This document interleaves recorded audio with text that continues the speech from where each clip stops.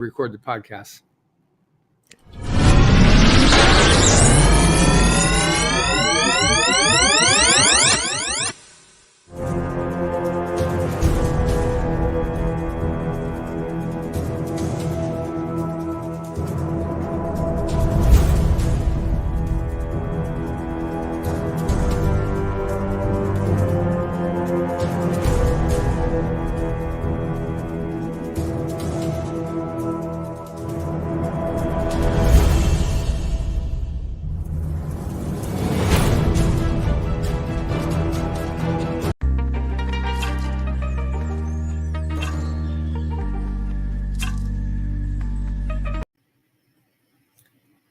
The Church of Mavis radio show, Friday nights at 8 p.m., 7 Central, starring Jeffrey Pritchett with his co-hosts Wham and Jay McNicholas, right here on the United Paranormal Radio Network, UPRN 107.7 FM, New Orleans.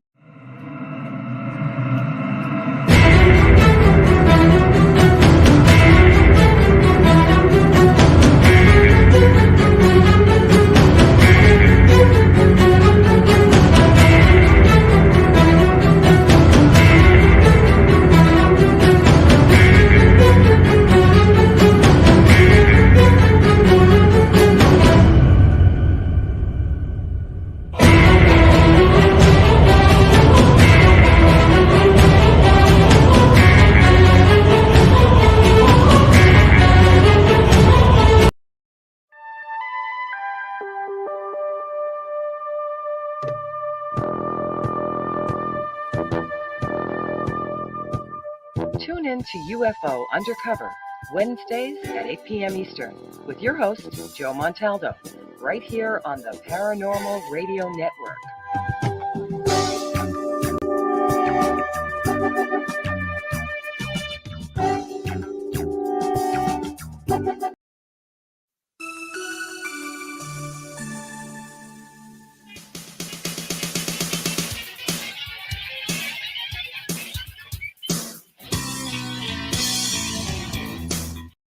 Well, that doesn't belong there. Welcome, everyone, to the author's Quill.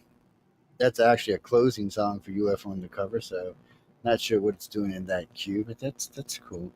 I mean, we could have listened to it, y'all. Well, some of y'all might not have known what it was. We have John Goodwin with us today. He's been being bad from what I'm hearing. He's not listening. He's being ornery and stuff, causing trouble in L.A. Oh, man. I don't know what we're going to do with him. See, let him go over to Frankfurt for a little while. He comes back just ornery. I don't know, people. I don't know what to tell y'all. I don't know what to tell Careful. Careful. He's maybe sick the boss lady on you, man. Exactly. Well, hold on, I got to stop laughing. Welcome to the show, John. Welcome everyone who's listening to the Author Quill, wherever you are on the planet. I know some of y'all here in the U.S. with us, some over in Europe, some over in the Asian world, some over with the Oceanic, and some down there with Australia, New Zealand, just hanging out listening to us. So hope you enjoy the show, whether it's today or tomorrow. I know some of y'all listen to us on Sundays. If you're in North Korea and listen to us, one of the troops in North Korea listening to us up there in Russia, because now you can listen to us if you're in Russia. I mean, only a handful of y'all could listen to UFO Undercover over there, but now if you're in Russia and you're from North Korea, you can listen to us now. Yes, you can, because we know that we have Russians listening to us over there all the time. So anyway, welcome to the show. Hope everybody's having a good day, good evening, good morning.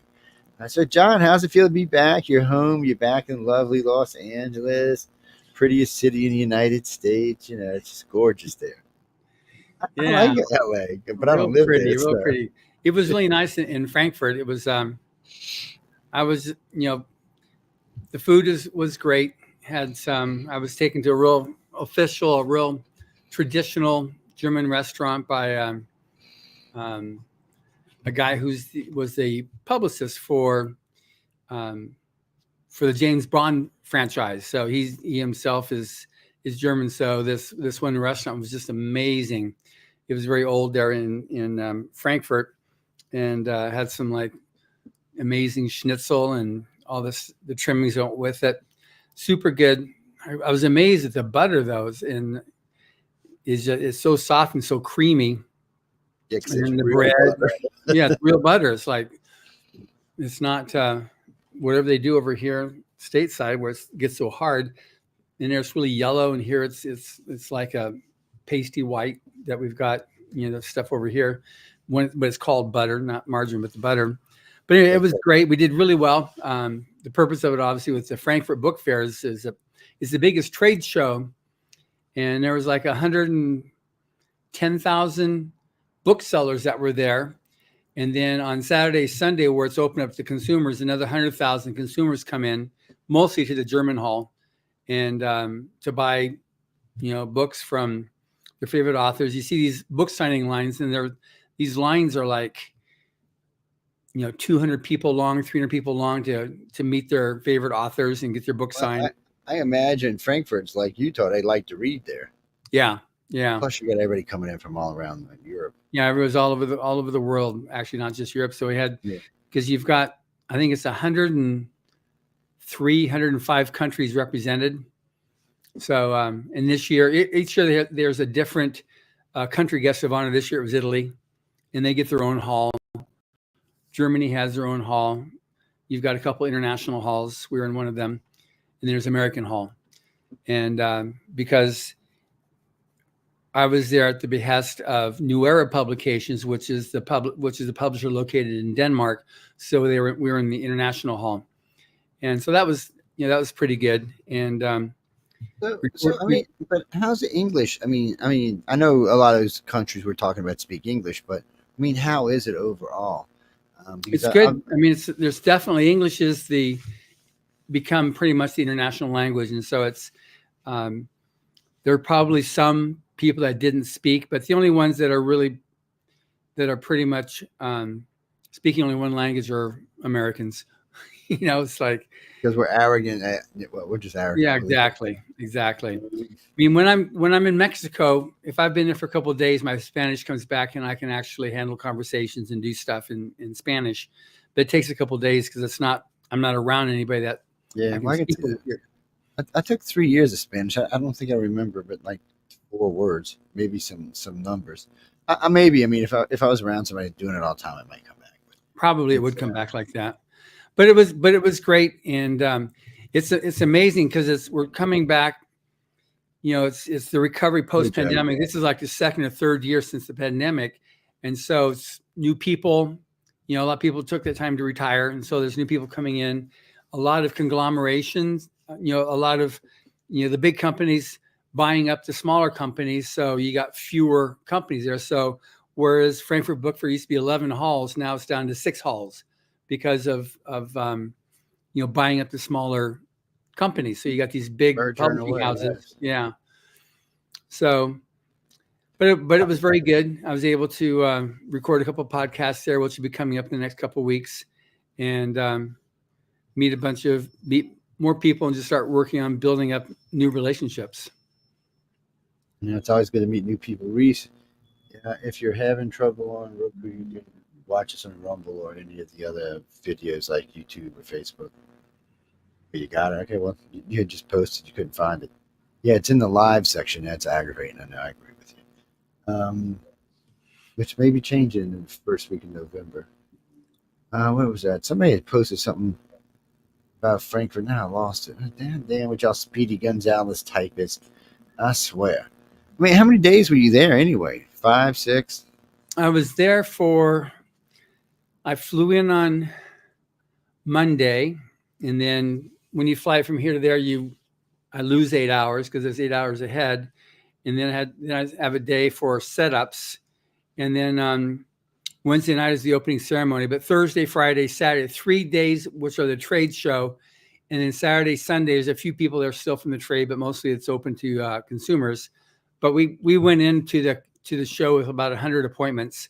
So we stayed pretty busy throughout the whole time period. We had, it was nice. We had 4 awards that we got from 4 different countries for Dianetics, because Dianetics 75th anniversary is next year. It's 2025. It was 1950 that was released. So that was a big thing.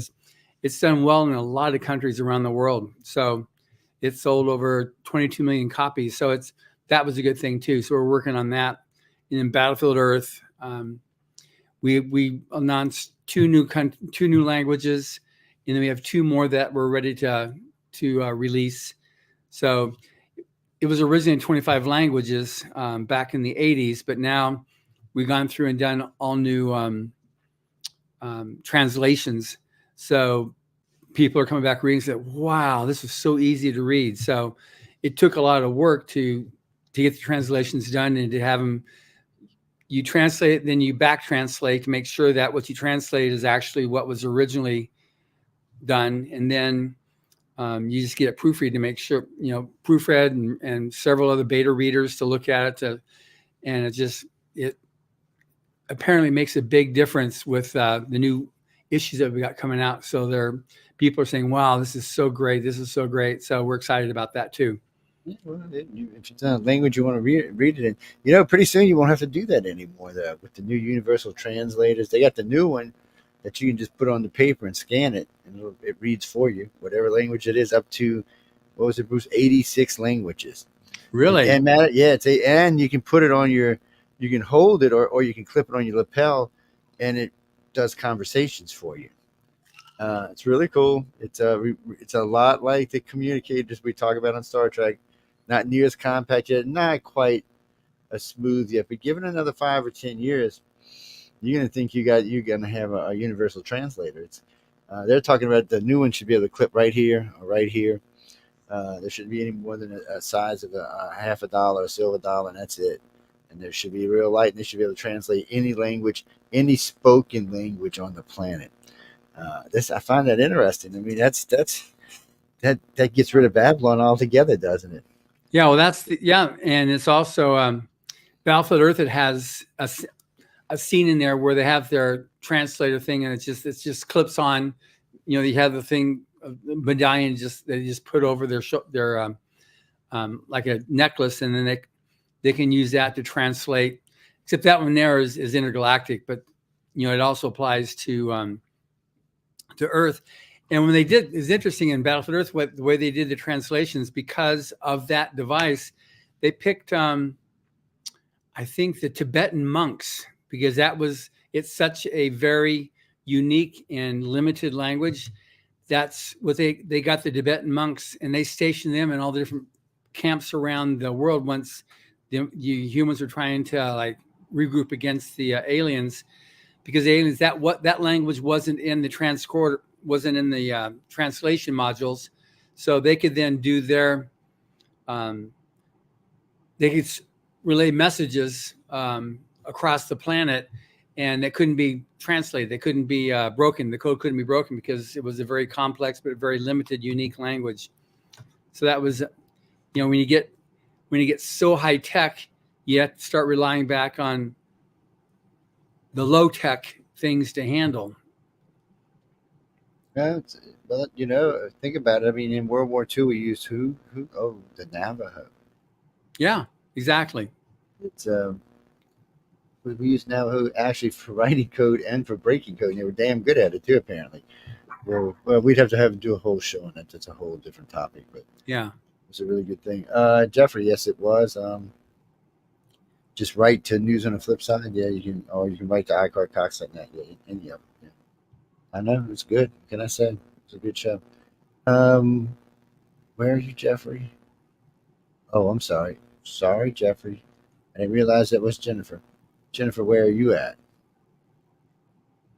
Where? You in Russia. You're so full of it. Well, I can't, unless I do an IP trace on you, I can't really know. And I'm not going to ping your IP just in case you are in Russia and Food gets all upset. No, I got a thing called IP sniffer. Yeah.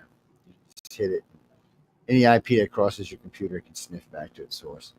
But that could be anything. In any server, anywhere, it could be its source. It depends what you're pinging to. Anyway, what's your question? Oh, well, that's just ignorant. Why don't he come to Russia? Because they ain't coming to Russia until Russia behaves itself. I'm sure John would love to go to Russia. All expenses paid to Russia.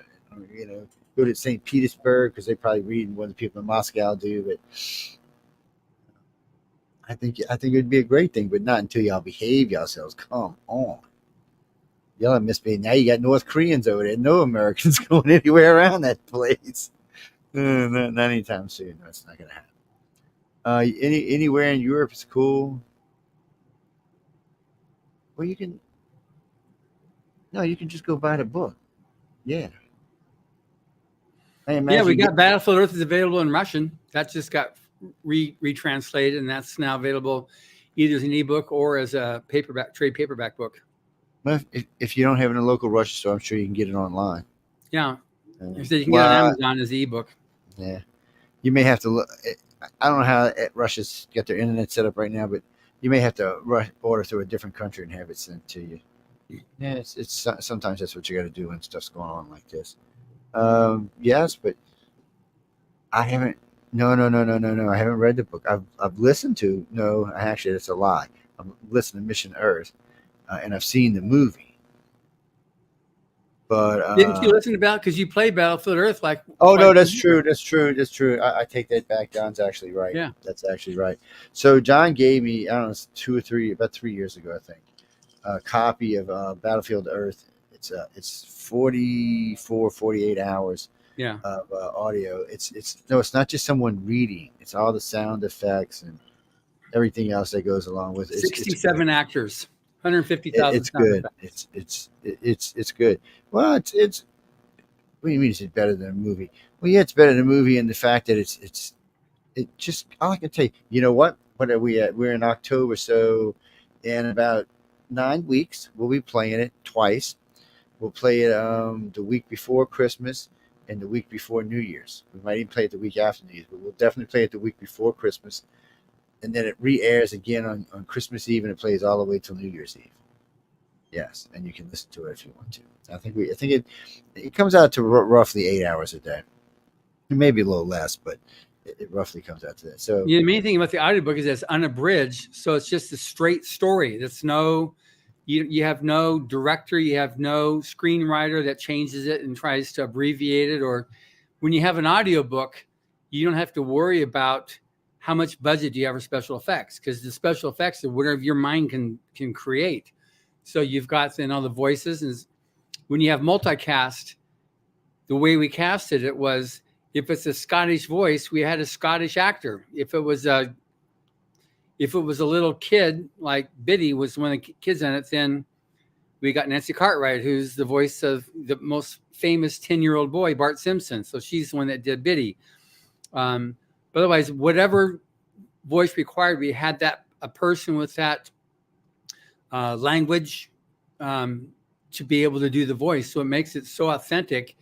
And because it's unabridged, you're just getting straight what the author wrote. You're not getting somebody else's take or version on it. And as good as your imagination is, then one thing we learned, or at least one thing I learned, is that when you have a sound effect, if it's the sound effect of that exact thing, it'll elicit that picture. So sometimes in audiobooks, when you have these radio dramas, a gun is a gun.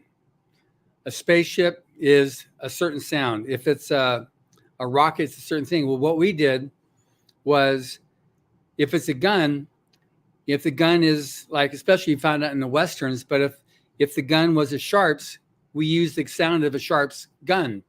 If it's a pistol, if it's a 22 or a 45 or whatever the weapon is or whatever the sound is, we even went to New York and had a microphone there on Fifth Avenue just to get the sound of what taxis were like.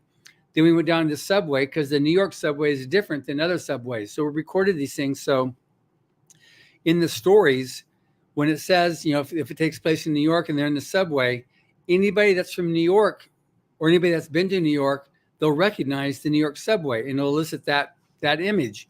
So that's what we do, so a bird doesn't a bird. It's like whatever kind of bird it is, that's the sound that we did. And if we didn't have the sound effect, like I said before going to New York, we'd create the sound effects so that you got the exact thing. And it makes a big difference on listening, because of that connection mentally, it'll help get the picture when you get the right sound.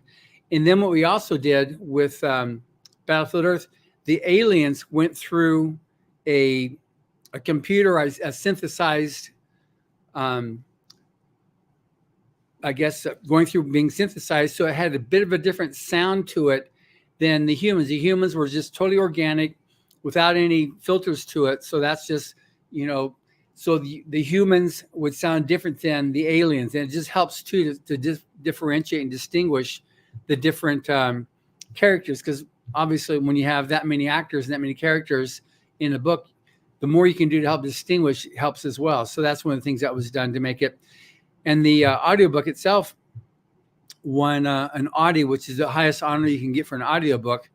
And we got that after we released it in 2016. And we got it in the category of marketing, because it was an audiobook that increased the number of listeners to audiobooks. And that's one of the main reasons why it won the Audie Award.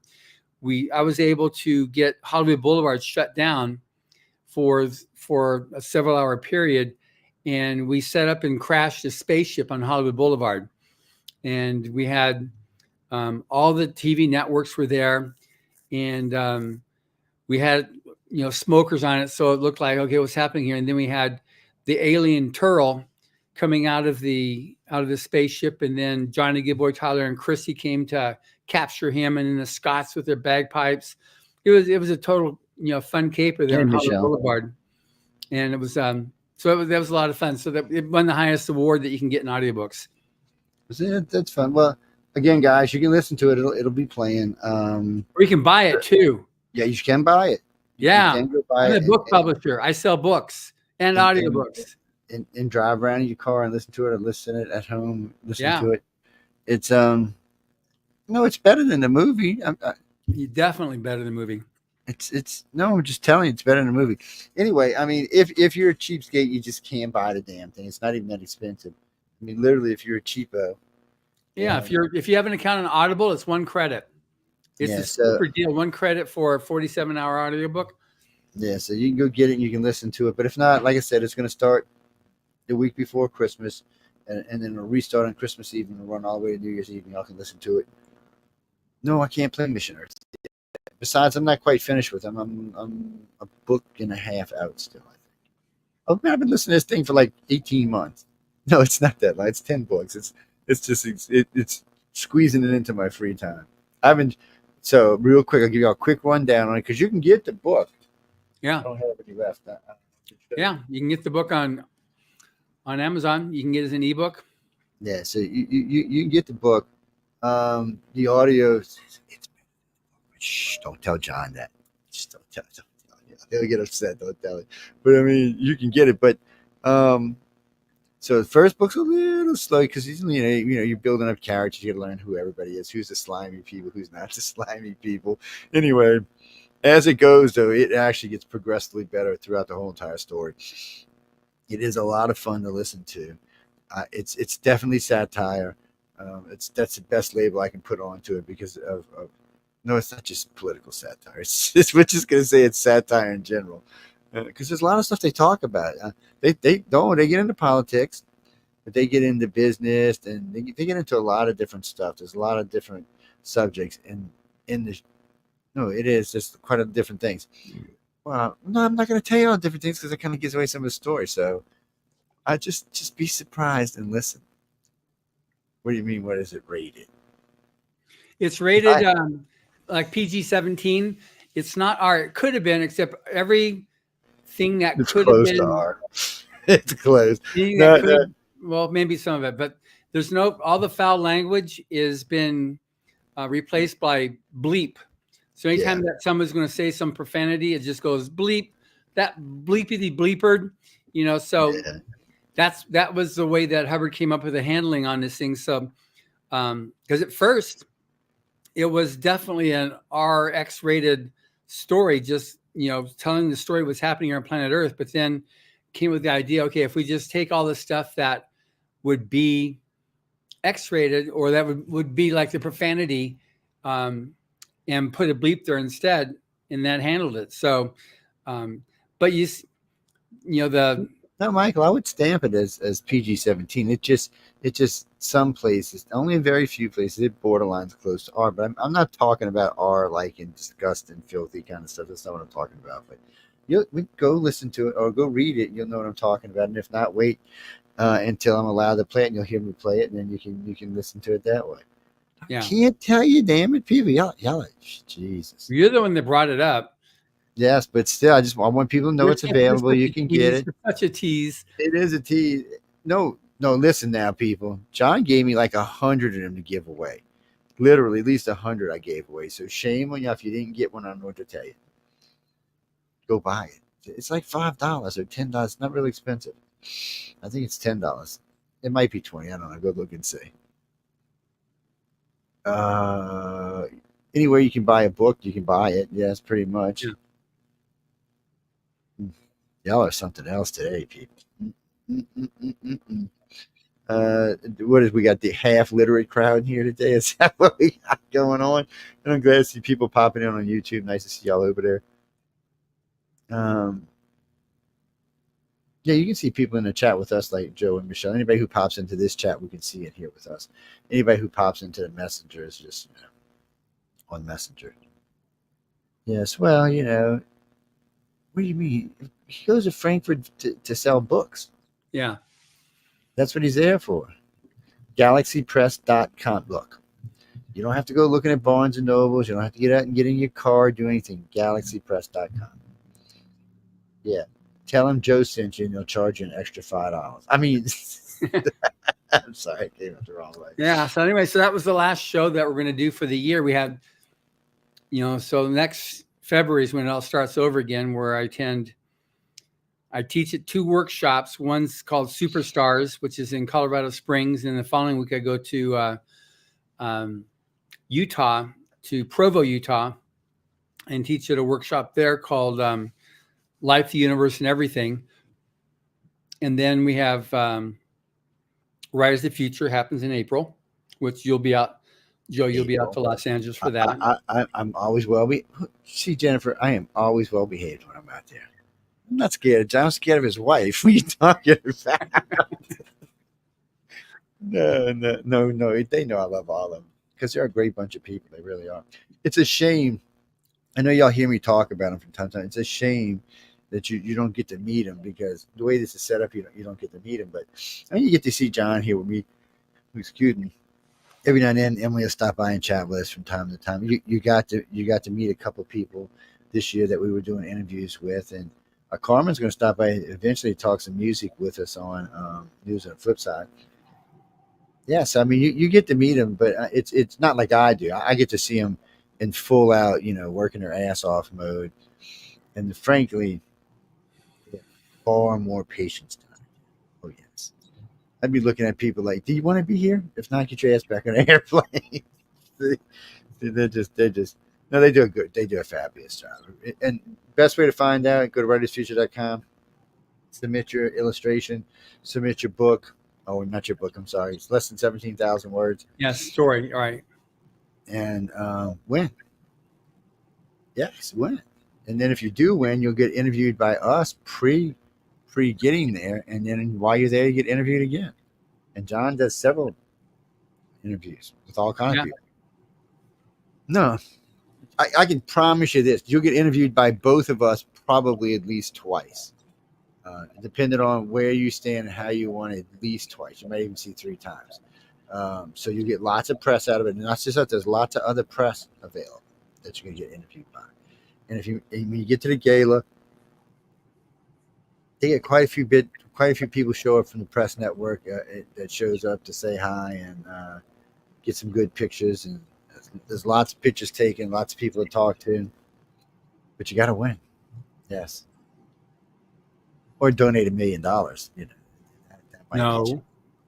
Damn, you see, I'm trying to help y'all out, people. Okay, 5 million. Anyway. No. Damn, you see, he's ain't going for it. What's that, Jeffrey?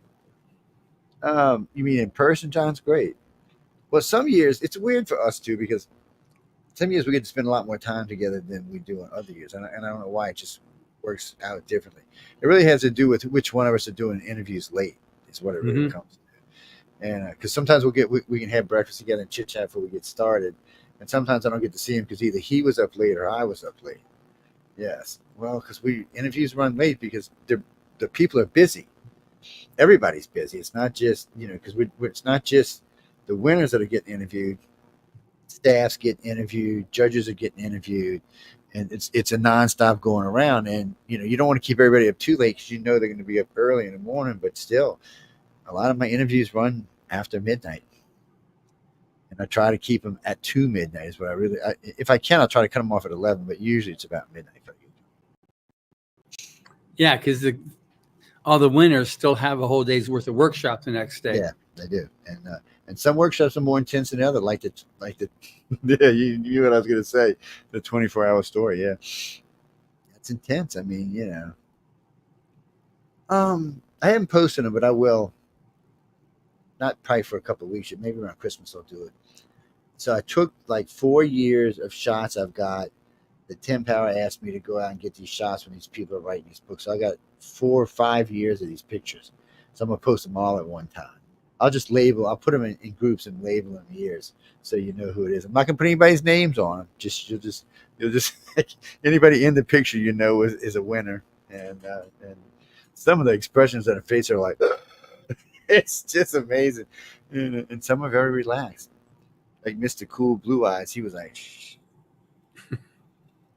I mean, Mr. Blue Eyes, it's Chris. He was from Australia. Some of them really are cool. Some of them got it together. Some people will tell you that they toured a story 4, 5, 6 times, woke up at 4 in the morning and wrote it. Because, some years they did it at 2, some years they did it at 8. So it depended where you were. But I mean, people were handing in stories they had done 2 hours earlier. And then yet they all tell me, judges and John tell me, some of these stories get sold. Yeah, almost all of them do, actually. So, I mean, it's amazing to me to see these guys and girls write these stories. I'm telling you, their faces, and it's so funny when they throw them down the stairs. I was watching. Who was it? He was like, and he's like trying to do some voodoo to make his fall short on the stairs. No, the ones that go to furthest is the ones they diagnose. They take and they sit down and they go through them. They take 2 of them, 2 stories, and they go through them. And oh my God, it's fabulous. People, you need to win because you can learn more in that 1 week you can in 2 years of school. I'm telling you now, because you're getting taught by the greats. I don't want to take it away from anybody's teachers and that they're not good. It's just these guys, they have been through it. These women, these men have been through all of this. Yeah, you got like 20 people that are teaching you that are just, they all give you like their specialty and what they've gleaned. But these are all, you'll get teachers, and Hubbard also was never one to extol the virtues of creative writing classes. He's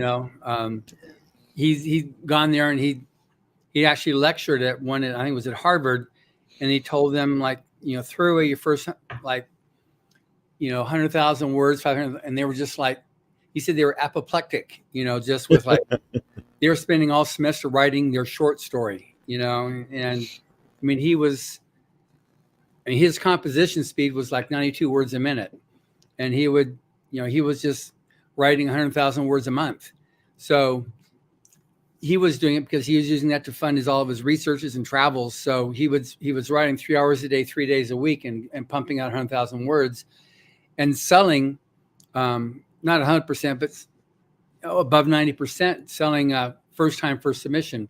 So but he'd also pick down the top markets to go for, the top magazines. And so he'd have to use multiple pen names. So he had 15 different pen names. And sometimes there's magazines that have 3 different stories from him with 3 different names, just so that he could have the money he needed for, his travels. Cause he was a world traveler at a time when people didn't do that.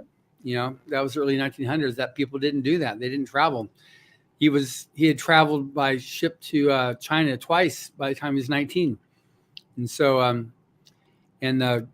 all the monasteries, and he was trained by them on, their philosophies. And he befriended the head of the British intelligence in China. And so that's where he got a lot of stuff for his Oriental mystery thrillers. So it's just, but he used the money he made to do his own researches. No, well, that's the way to do it. I mean, because you're going to be traveling and still writing at the same time. Yeah. It's not like you can't take the typewriter with you. We always took a typewriter with him. Yeah. What's that, Greg? Well, no, today you don't. Well, some people still use a typewriter today, but most people have pads or use voice or. Well, a good friend of mine who tries to write, he's managed to do a couple of things. He does uses the voice, then he gives the voice to the computer, and the computer puts it all on there and corrects everything.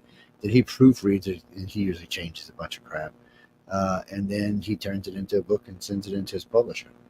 He sells about one out of every three he writes. Yeah. And then, what's his name? Yeah, he went right out of my head right as I was going to say it. He's a famous UFO writer.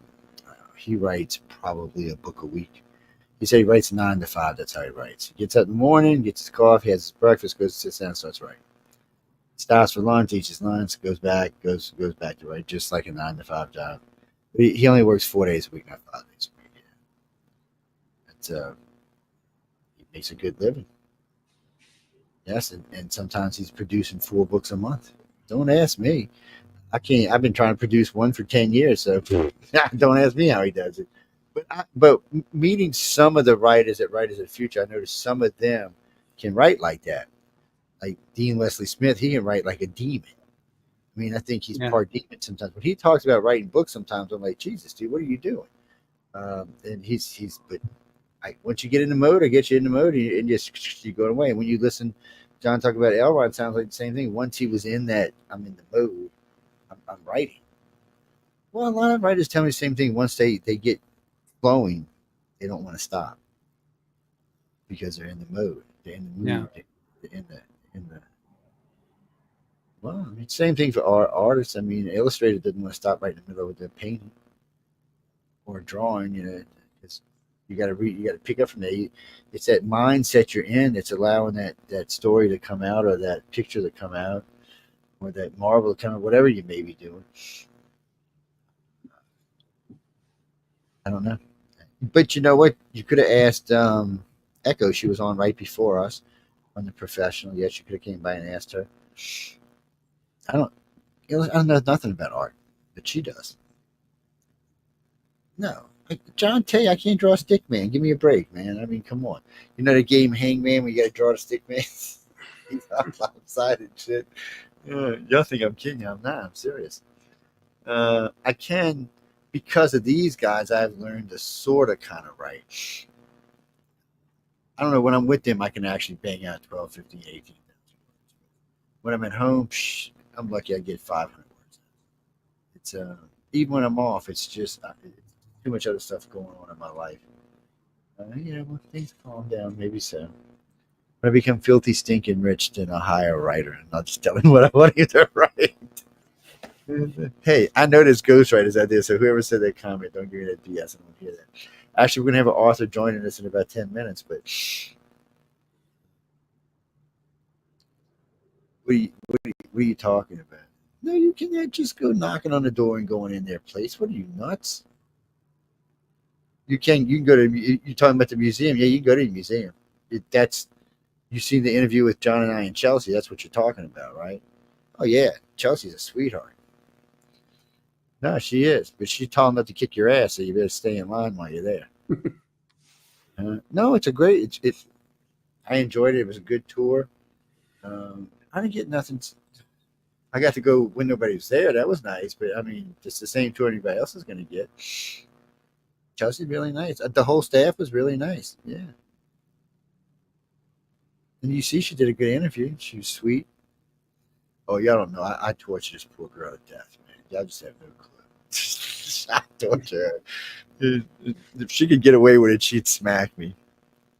Her and Sarah both, I torture both of them. It's no, I don't torture Joni because Joni will hurt me. I'm scared of Joni. No, she's a sweetheart. I'm telling y'all, if you win, you get to go. You'll get to meet them all. They're all very nice people. Extremely hardworking. If you had a business, this is the people you'd want working for you. Yes. Will you write a story, Michelle?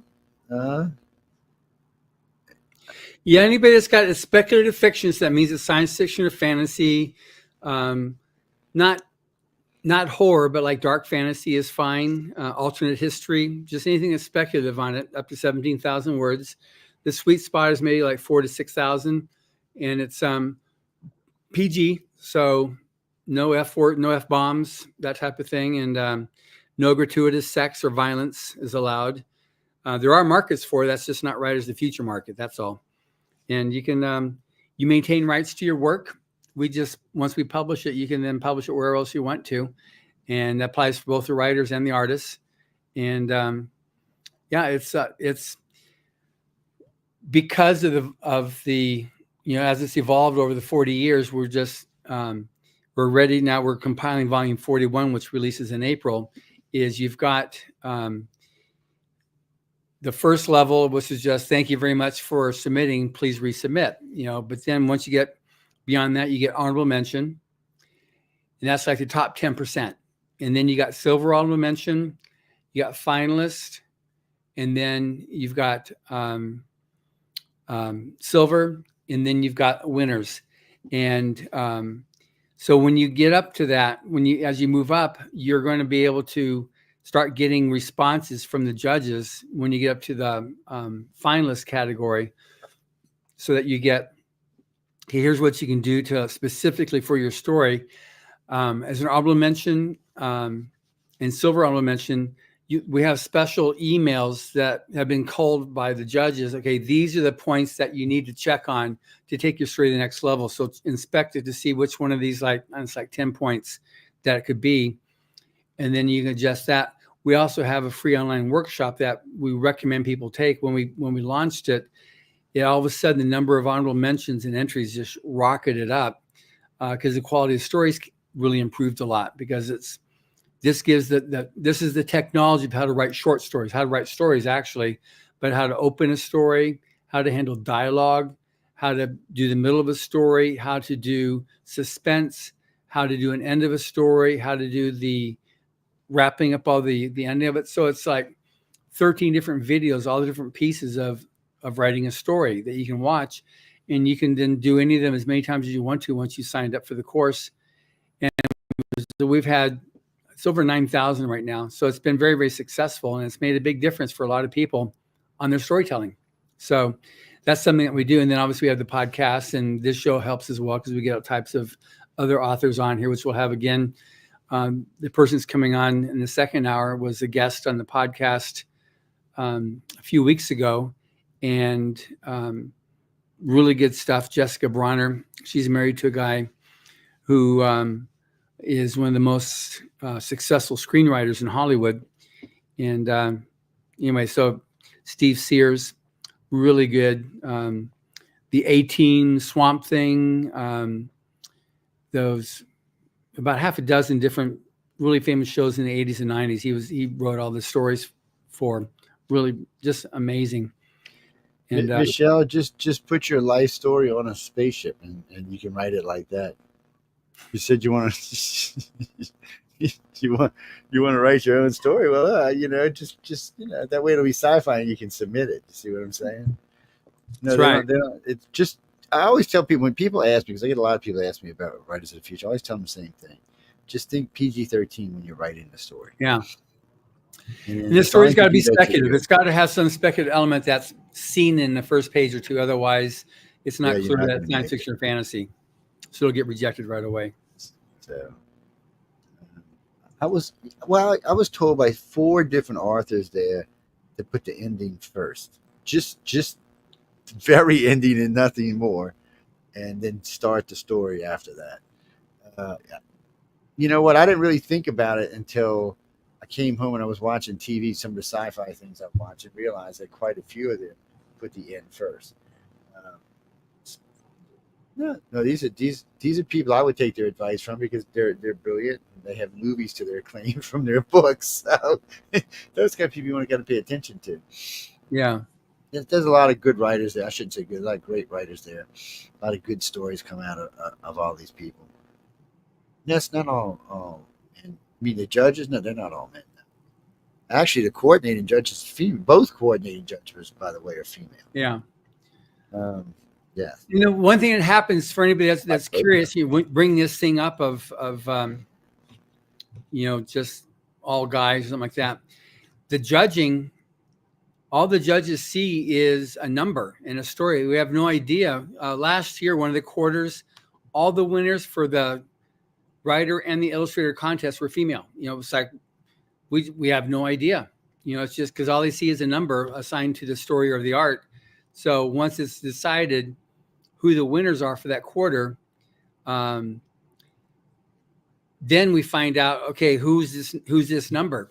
And so it's amazing. We don't know which countries, which nationality, what ethnic, anything until the number comes back and we take and then the contest administrator says, okay, this is number 456 or whatever it is.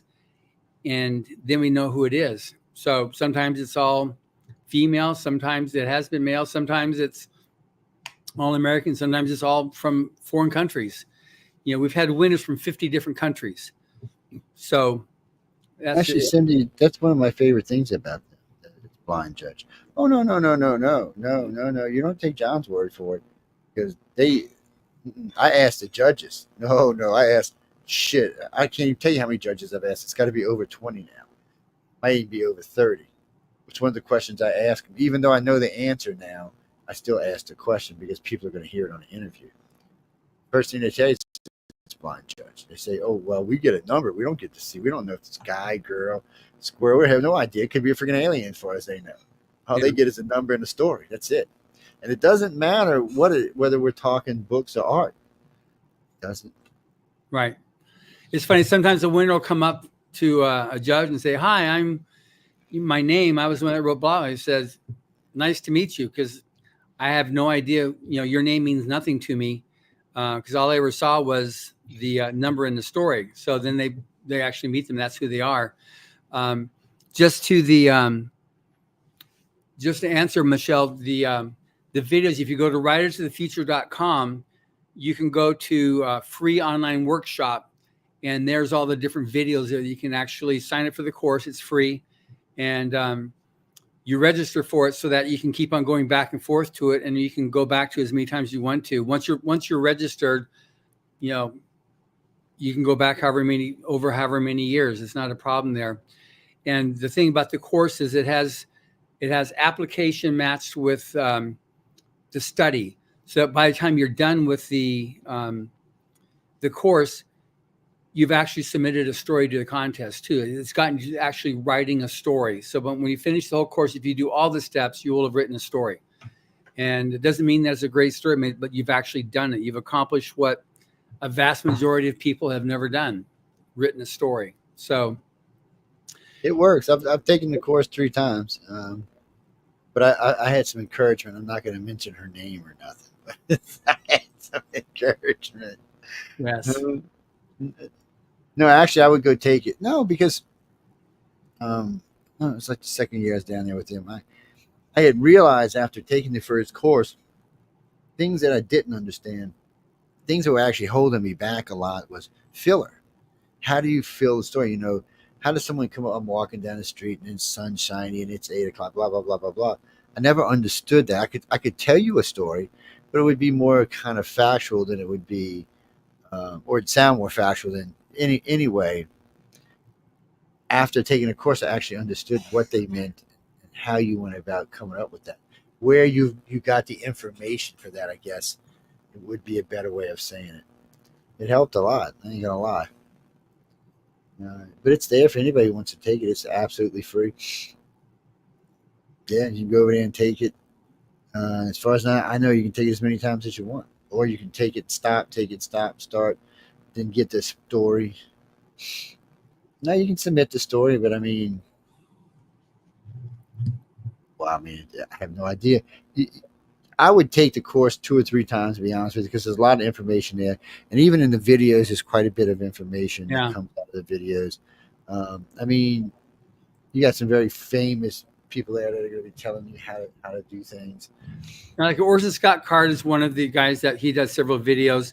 He's the person that wrote Ender's Game. Tim Powers does a lot of several of the videos too. He's the one that wrote On Stranger Tides, that was made into the Johnny Depp movies, Pirates of the Caribbean. There's Dave Wolverton, David Farland is his pen name. He passed away a few years ago. very unfortunate, way too young. Had several New York Times best-selling books himself, fantasy, epic fantasy. So they all cover all aspects of storytelling. And then we have about 10 or 11 essays that were written by L. Ron Hubbard, which are as appropriate now. I talked to several of the winners. Like, what was your favorite essay? I said, oh, I love this one, or I love that one. And because it's very much applicable still to a career as an author, what he did, because he, his whole thing was that was his livelihood as an author. So it was important to work it, to be the best author and to use that to pay for whatever he needed to. So other winners that want to make a career as an author, take that advice to heart, how to do that, so that they could then, as soon as possible, phase out of their day jobs. They can just be a full-time author. There's a Randy Luce. We're gonna read a guess in just a minute. What? Where are you? Burlington, Mississippi. Is that where you are, Burlington, Mississippi? Oh shit, you're not even like 5 miles away from me. Maybe no, probably more like 15. Yes, I'm on the coast right now. I'm in the pass, sitting on the bayou, looking at the water. Yes, enjoying my day, talking with you and John. And pretty soon we're gonna bring Jessica in just a second. So anyway, what's your question? Since you're just typing away like I can tell who the real geeks are when they come in, because they can type it like 5,000 words a minute. I mean, literally, it's like. And y'all gotta remember the screen's only this wide, so when y'all typing that much, it just shoots it up way faster. Why can't I put it like that? Because I have to see everything else. But anyway, what's your question?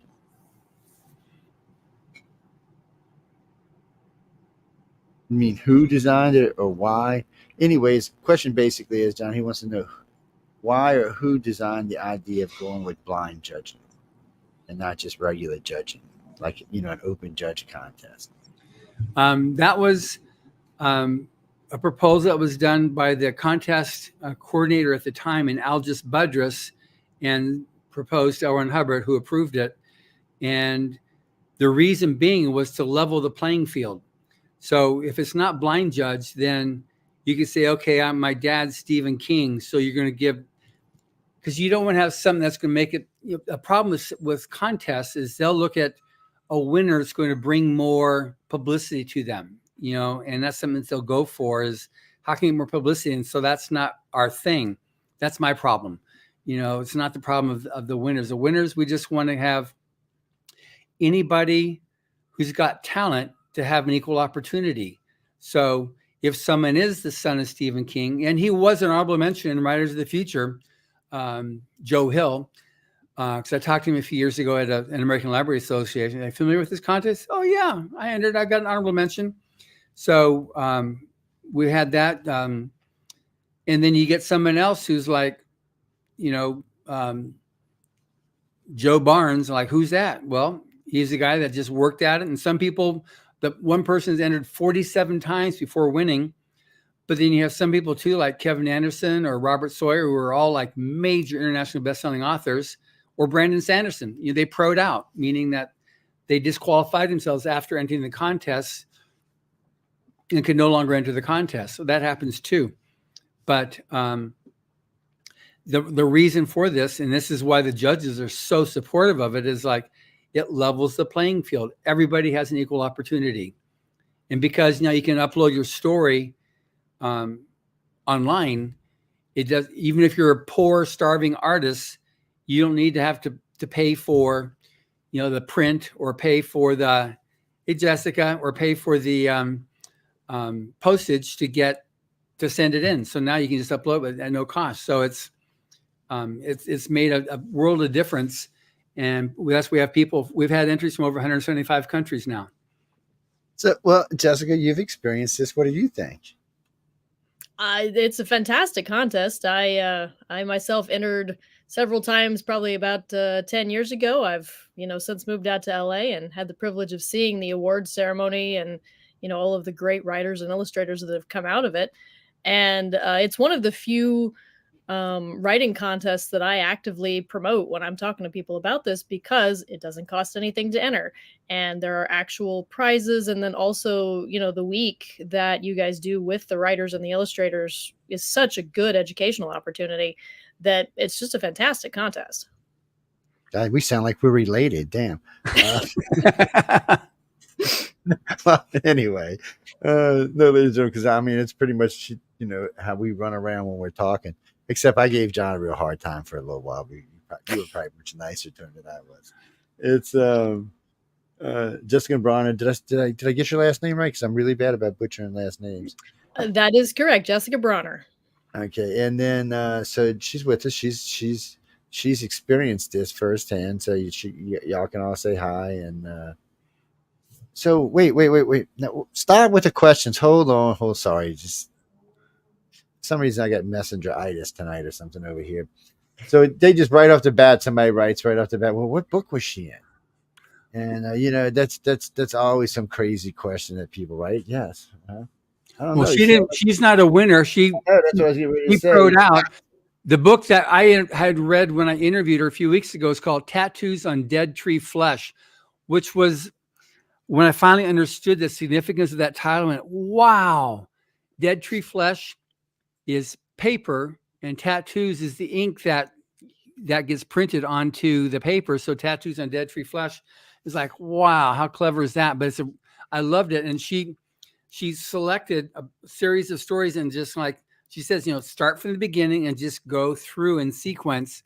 And it's amazing the story she's telling me. And all of a sudden you go like, oh my word, I know what she's doing here by the very end. It was amazing. She's written fiction, nonfiction.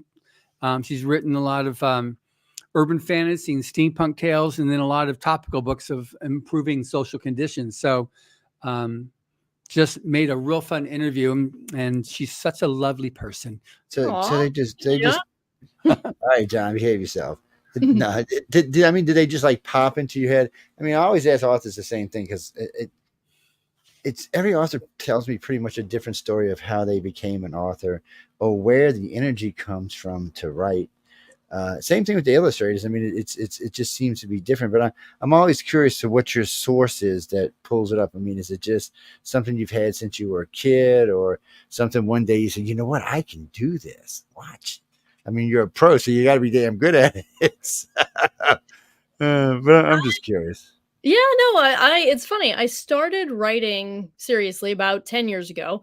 I was dating an author, and he needed to finish a book. And so he suggested we go on a writing date, which really means sitting at Starbucks, not talking to each other for like 4 hours while we sit and type. And I was like, well, okay, we could try this. It's new. It's different, whatever.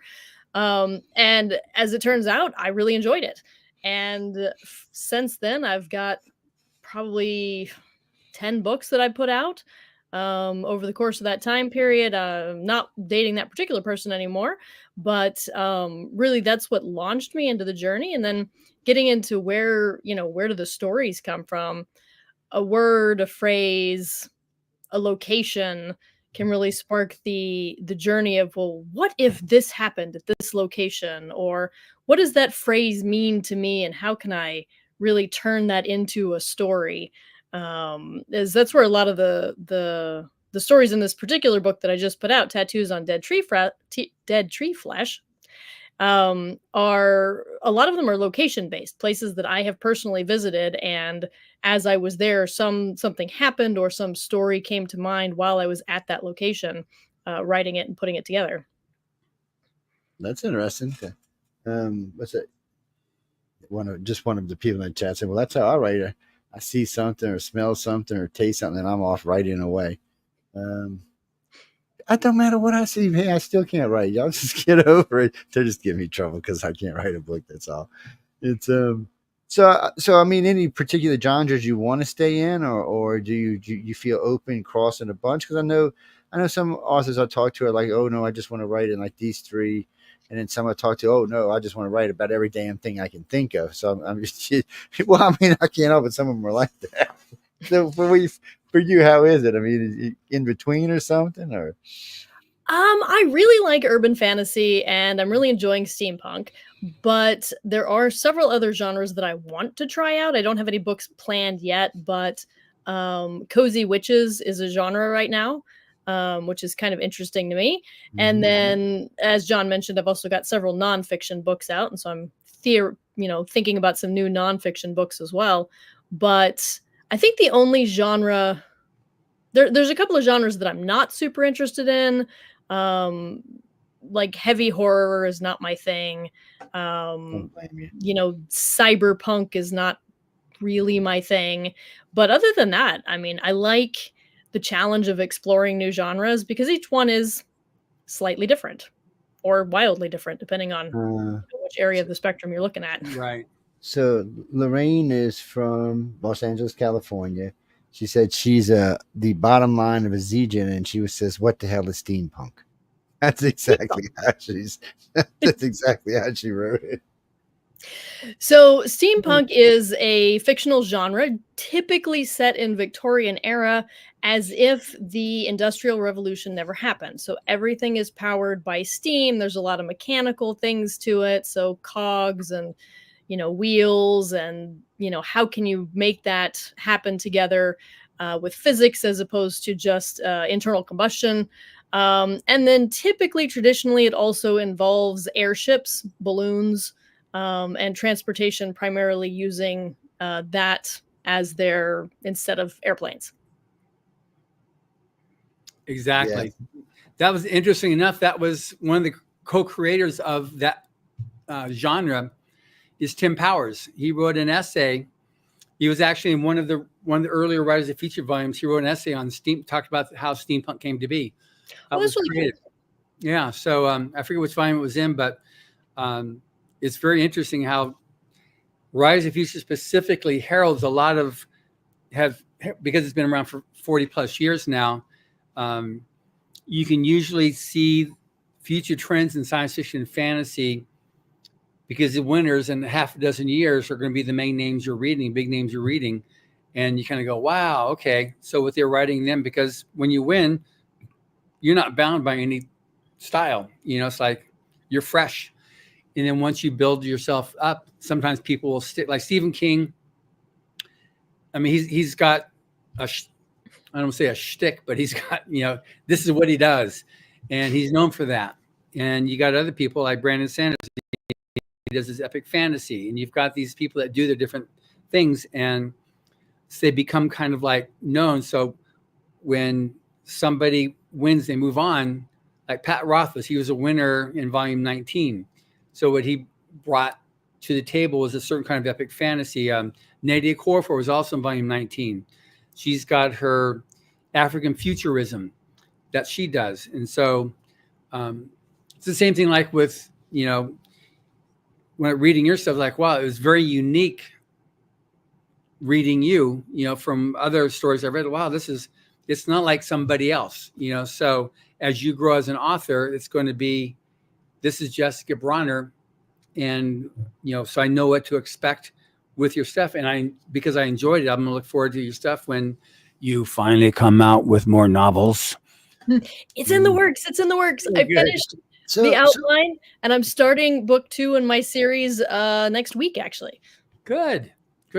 So what kind of nonfiction do you write? Because I do read a lot of nonfiction, so I'm kind of curious.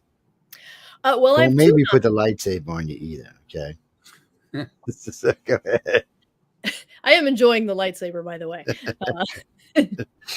I have 2 nonfiction books out. One of them is a book called Charisma Plus One. It's a guide to convention etiquette. I've got the 2nd edition out this year. And so I've worked at and attended and paneled at science fiction fantasy conventions for probably since 2000, 2001. And it's really a book that's sort of a love letter to the fans to how to have a better convention for yourself, how to be more aware and socially aware in the spaces where there's a lot of people. And I try to do it with a light hand, with some humor in there. It's D&D based, hence Charisma Plus One. Mm-hmm. How do you up your charisma stats when you're in these environments that can sometimes be overwhelming and stressful? Mm-hmm. And so that's one of the ones that I put out. And then the other one is called Booking the Library.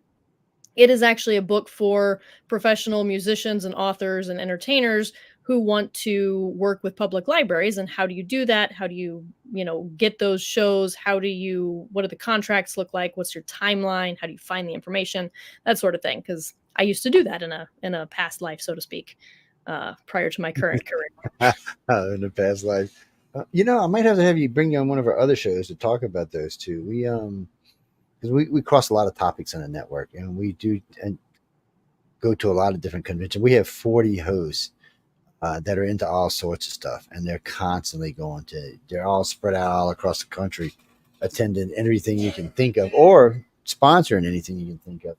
Like the manager of the station, she sponsors a paranormal UFO conference in Toronto. So, yes, Jimmy, our manager's in Canada. Thought you would know that by now. Sorry. I've only talked about it 100 million times. But really, we host a show called News on the Flip Side, where we talk about a lot of different topics. And not anything nonfiction like that would probably fit into some of the stuff we talk about over there. Over here, it's different. We just do authors in general here about whatever the author wants to talk about. Well, and we do throw in an illustrator every once in a while because Echo threatened my life, so we have to throw in an illustrator every once in a while. But other than that, but no, because I'm always curious because I used to get to read a lot of fiction, and then my schedule's changed. So most of the stuff I end up reading these days is nonfiction, just something that I may be personally interested in. Like I caught myself of all things reading about the Jim Jones massacre. I had no idea what I was reading. I was 2/3 of the way through the book. And then I was pissed. I'm not kidding you. I had to read the rest. I'm like a vampire. I had to go all the way to the end after that. But it definitely gave me a different view of the massacre. I will say that. There's all kind of stuff I didn't know. Apparently, I was ignorant. Chris. But see, that's what I always tell people: a good cover can sell a book, any kind of book. Over the years, I've bought some books that I wish I wouldn't have looked at them covers. You bad illustrators, evil illustrators out there. But then, of course, there's been a lot of good ones too. So I don't want to take away. I don't read near as much as John does, though. He's like, Jesus. He's probably got half the library stuck in his head. Yes, if they ever wipe out the library in LA, we'll just come find John. we got it now. What's that? What is that, Jenny? Where are you at? Denver, Colorado. How are you doing? Is it cold up there yet? It's just getting a little chilly at night. How's it going? Getting a little chilly in the daytime too? I was in Denver last year. Yes, I was. Checking out. What do you got for us? Well, she just told you she likes to write. That's what she does for a living. She's a professional writer. So, all right, I'll ask you. That's a dumbass question. So, anyway, she wants to know if somebody offered you a lot more money than you make writing, would you take that job instead? If someone offered me a lot more money than I make writing, would I take that job? Well, if I was still able to write, probably. But it really depends on what the job is, because definitely not just anything. Do you have a job in mind, like what you're talking about, like a nuclear scientist or something? What people? I guess we're getting close to the holidays, aren't we? I can tell the eggnog has started to run. I can tell by the questions that we are definitely getting. I know John was the one in Frankfurt. Jessica said she's in Cali. Out there in that polluted state. Yes. Actually, y'all give Cali a bad rap. I got to be honest with you. I've been going to Cali pretty much every year for the last 14 or 15 years for different things. In the last 5 with Writers of the Future. I don't find LA to be that bad. It doesn't really stink. It's not all foggy or nasty. Always seems it's a little chillier than I thought it was at night out there, in April. But hey, the people, maybe it's kind of, I'm from New Orleans, but the people are really nice there. I tell people I'm from New Orleans. They're like, hey, how you doing? Let me buy you a drink. You hungry? I was like, I'm telling you, I'll give LA a bad rap, people. I'm just telling y'all. I know I never thought I'd be defending LA. I know. Who would have ever thought that in a million freaking years? Now, I will tell you this. I wouldn't go wandering around. But this is advice I tell anybody in any city. Either find a local to take you, show you around, or make sure you're with at least 2 people besides yourself. because you don't know what you're walking into. You don't know where you're going. You don't know how the neighborhoods change. See, in New Orleans, you might be walking around a multi-million-dollar neighborhood, and then all of a sudden, you in a bad one. Sorry, you got to be careful. Jimmy Galeese, where are you from, Jimmy? New York City. Hey, what you doing up in there, New York, New York? He wants to know, why in the hell would you move to California when you could move to New York? I'm Well, sorry. I have visited New York. New York is lovely. You can't see enough sky. That's the truth. Don't ask me, because I'll tell you. The reason I don't live in New York is because I live in on the Gulf Coast, and it's much prettier down here. Yes. I used to live in the city. I live in the I don't know what I don't even, I guess I live in the bayou is where I live now. I live in between two cities. Yes, there's like one on each side. Okay, I'll ask her. So Stephanie, she didn't say where you're from. Stephanie, where are you from? Oh, Sacramento. So you're from California too. She wants to know, when you get a chance to read, what is it that you like to read? Well, I read a lot of urban fantasy, which is one reason why I enjoy writing it, I think, as well. But right now, I'm actually reading a book called Heroes Avenue. It's not in my usual genre. It is actually a book about military families, and the families who end up, staying behind on base. And so it's a really great book. I'm really enjoying it. Definitely outside my usual genre, though. Yeah, that's what's that, Christopher? You got to change sometimes when you do a lot of reading. You got to kind of change it up sometimes. You don't want to get stuck in a rut or get boring or well, with John, people just send him books all the time. So now sometimes he's reading Ron Hubbard stuff. Sometimes he's reading other stuff. It just depends what he's doing. But it's different. Well, And every author I interview, I have to read a book before I'll interview them. So, like, I read Jessica's book before I interviewed her. I've gotten through 4 books in the last couple of weeks because I had several interviews I'm scheduling up. I was taking advantage of my trip to Germany to and from to get through some books, and so I'm getting ready for more interviews, and I make notes. And it's always interesting too, because authors aren't used to having an interviewer actually read a book. Isn't that the truth?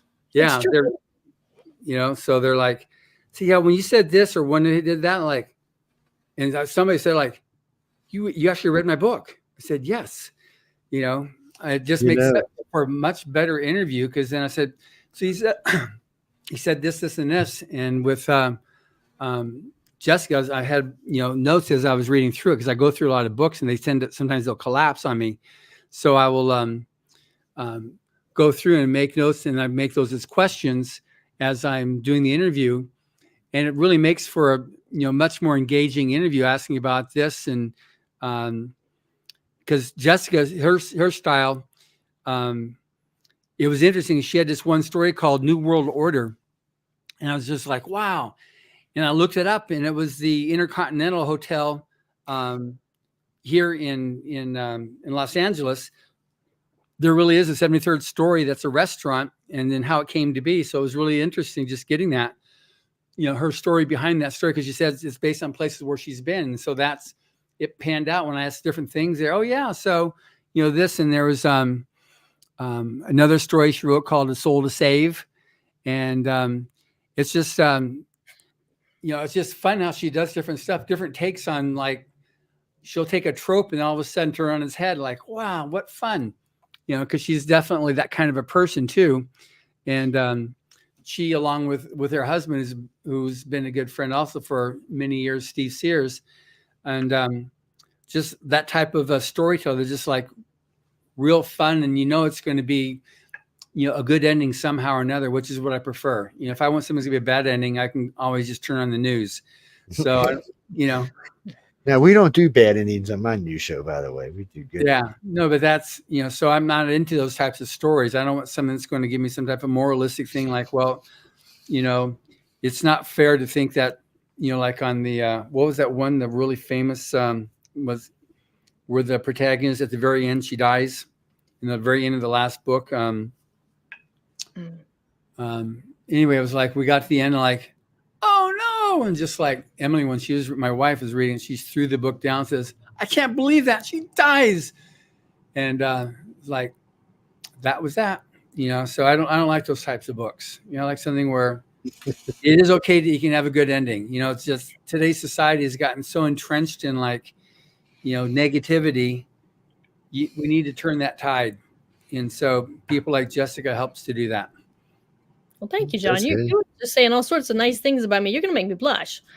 I mean, you're fantastic too, And I really enjoy all the stuff you do to promote the authors, particularly the contest winners and everything that goes on there, but other authors as well. So yes, we need Michelle, it's a wolf, it's a lightsaber. I'm sorry. I've been getting people asking me in both chat rooms if it's a lightsaber or not. Yes, I want to see the help. There it is. I'm just playing with it, I just feel like playing. It's in case Bob the alien gets out of trouble. He causes some shit sometimes, so we have to watch him. Maybe die to cut his head off again. Now, one thing that's special about Jessica too, her husband is a world-class screenwriter, like I mentioned at the beginning. So how does that work? Because your storytelling, he's really got a good sense of voice. Has he helped you? Because your voice was very clean and very easy to follow in your stories. Oh, Steve is fantastic in helping me with a lot of the aspects of my storytelling. He's a television writer primarily and is moving now into novels in terms of writing. And so he is really excellent at character development and character arcs and really defining how characters stay true to their voice. And so he helps a lot on that. And then helping to, enhance my plots that I write out. So I have, I'll do my first pass on a plot. And if I get stuck somewhere, I may hand it to him and be like, why am I stuck here? I don't understand. And then he will help walk me through how to make the plot better as I'm, enhancing my own writing craft. And so he's been really helpful in that. He's known for, such TV shows as Xena Warrior Princess, The A-Team. I can't even name all of the ones, Riptide, Hardcastle McCormick, a whole bunch of other ones. And so he has a vast experience in making sure that the plots are there, they make sense, and really with the character development as well. And so that's been really helpful. We're working on a few writing projects together as well. And so I'm looking forward to being able to share those with everybody once they are ready for being out in the public. Well, that's awesome. When they're ready for human eyes, people. Exactly. Well, that's got to be interesting, though, writing with your husband. It's got to be different. It's. I know some people that couldn't write together. They'd probably kill each other. No, don't get me wrong. I know some people that could write together, but I know some literally they would probably kill each other. They'd be like. Well, Kevin Anderson and Rebecca Mesta, they team up and they've done several books together and very successfully. So I know there are some, that's one specific one that I know them, and their successes on that stuff. I'm sure there are, like you're saying there, Joe, where they're. A particular genre y'all are writing, or you don't want to tell us yet? Yeah. The novel that we are currently plotting is another steampunk novel, but it's a more steampunk, but set in the American West as opposed to Victorian England. So it's a little bit different in that capacity. Are their names Artemis Gordon and Jim West? No. But I can't tell you their names or it'll give away part of the plot. So, okay. But that's an example that somebody knows what that is. The Wild Wild West. That was steampunk. Yeah, true. Actually, that's a really good common or popular example of steampunk that is very relatable for people. So. Yeah.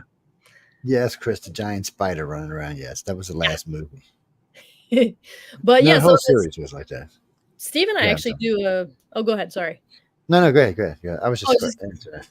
Steve and I actually do a panel on working with your significant other and how to do that, without ending in divorce. That's one of the more popular panels that we do at conventions, where we bring in us and then we have some other friends. Actually, Rebecca has been on that panel with us before, from Rebecca and Kevin. Yeah. And we have another couple of friends out here in the LA area who work together as well, who are married. That's cool. So We need to be excused for 1 minute. I'll be right back. Well, it's interesting because I know a good friend of mine, him and his wife been writing together. That they only write together, by the way, and they've made some pretty good money over the years. And then they had kids.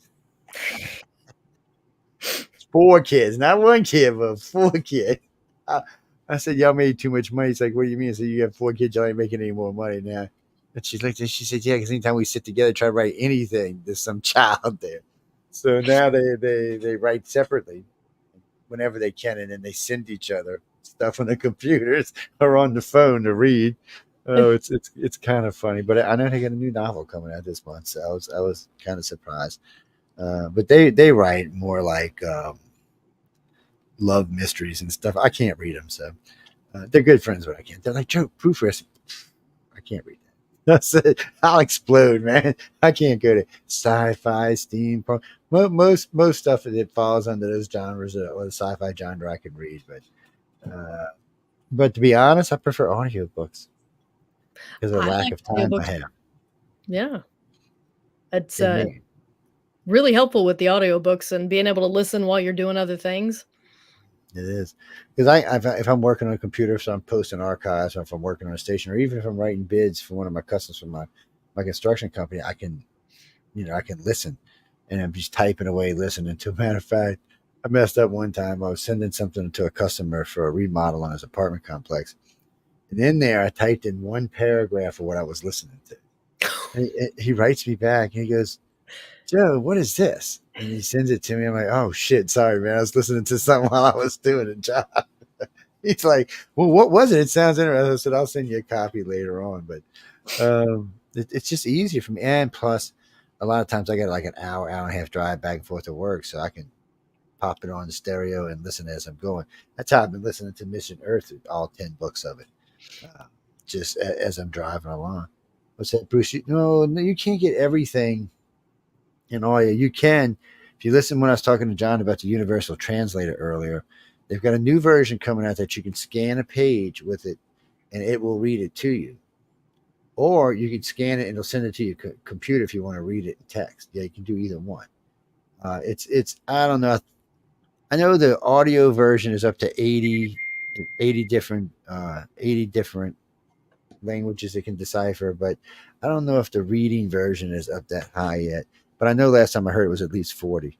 Yeah, you just put it on the thing and scan it up, and it's Bluetooth. It's not like you got to have a cord or anything. It goes right to your computer or your phone, and you just read it. Yes. Well, I would prefer to just put it. If I'm going to do all of that, I want to listen to it. That's what I'm going to do. If I wanted to read it, I just read it in the book. Jesse, y'all get in that argument every week. Tactile sensations versus not. Some people want to feel the book. Mm-hmm. No, my wife wants to feel the book. I got all kind of pads. She could read till she fell over with pads. She don't have nothing to do with it. And she wouldn't have to wear glasses with the pad, but she's still, nope, give me the book. That's just how it is.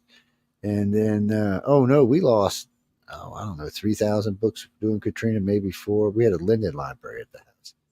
And all of them autographed to every one of them. Oh. It was, and except for the ones we had, well, even those were autographed, just not to us. We had some from like 1711 and 1698 shit. It's just, oh man. Well, no, actually, Jiff, they didn't get wet. So I got lucky. My house was raised the lot was raised. I had a duplex, and we got about 6 inches of water in the house. Didn't get on anything, but 6 inches on the floor. But the moisture was so heavy in my house, the books swole. Expanded and knocked the sides of the shelves off. Wow. Oh yeah, you couldn't read them. Book this then was now like this. It was ridiculous. It sucked. Now we've got about 400 of them back, maybe 500. I mean, from people sending us stuff in the list. Oh, you mean travel and location? So Brian wants to know: can you like if you're traveling, you just see something, or do you like to travel to a specific spot, maybe to get inspiration? California's a beautiful state. California is an absolutely gorgeous state. I travel quite a bit anyway, and I always have. I just like going and seeing new things. Road baby. And so, Steve and I, a couple years ago, we actually did a road trip all the way around the United States, 10,000 miles, driving in our hybrid electric Jeep. And it was a wonderful way to see the country. And actually, that's where the inspiration for this book that, we're working on together came from, was on that trip and bouncing ideas around, as we would see things, driving through Utah or Colorado or, the Badlands. Badlands is beautiful, by the way, if you haven't been up there. Yes. But it's rare for me to go to a place to find inspiration. I go to places because I'm interested in going to the places, and then I find the inspiration once I'm there. Yes, I have traveled, I think 40 or 44 states now. I love driving across the country. Matter of fact, last time I went to see John, I drove up to Utah instead of flying, which would have been cheaper for me to fly, by the way. Oh no, Bruce, it's cheaper to fly. So out of New Orleans to LA, 2 tickets round trip. It's cheaper because when you think about, we drove for 8 days. I didn't want to take my car, so I rented a car. We had hotels coming and going, 7 nights of hotels. Yeah, you add all in, and it's cheaper to fly. Trust me. And no, but it's beautiful because like coming back, we've seen Devil's Tower.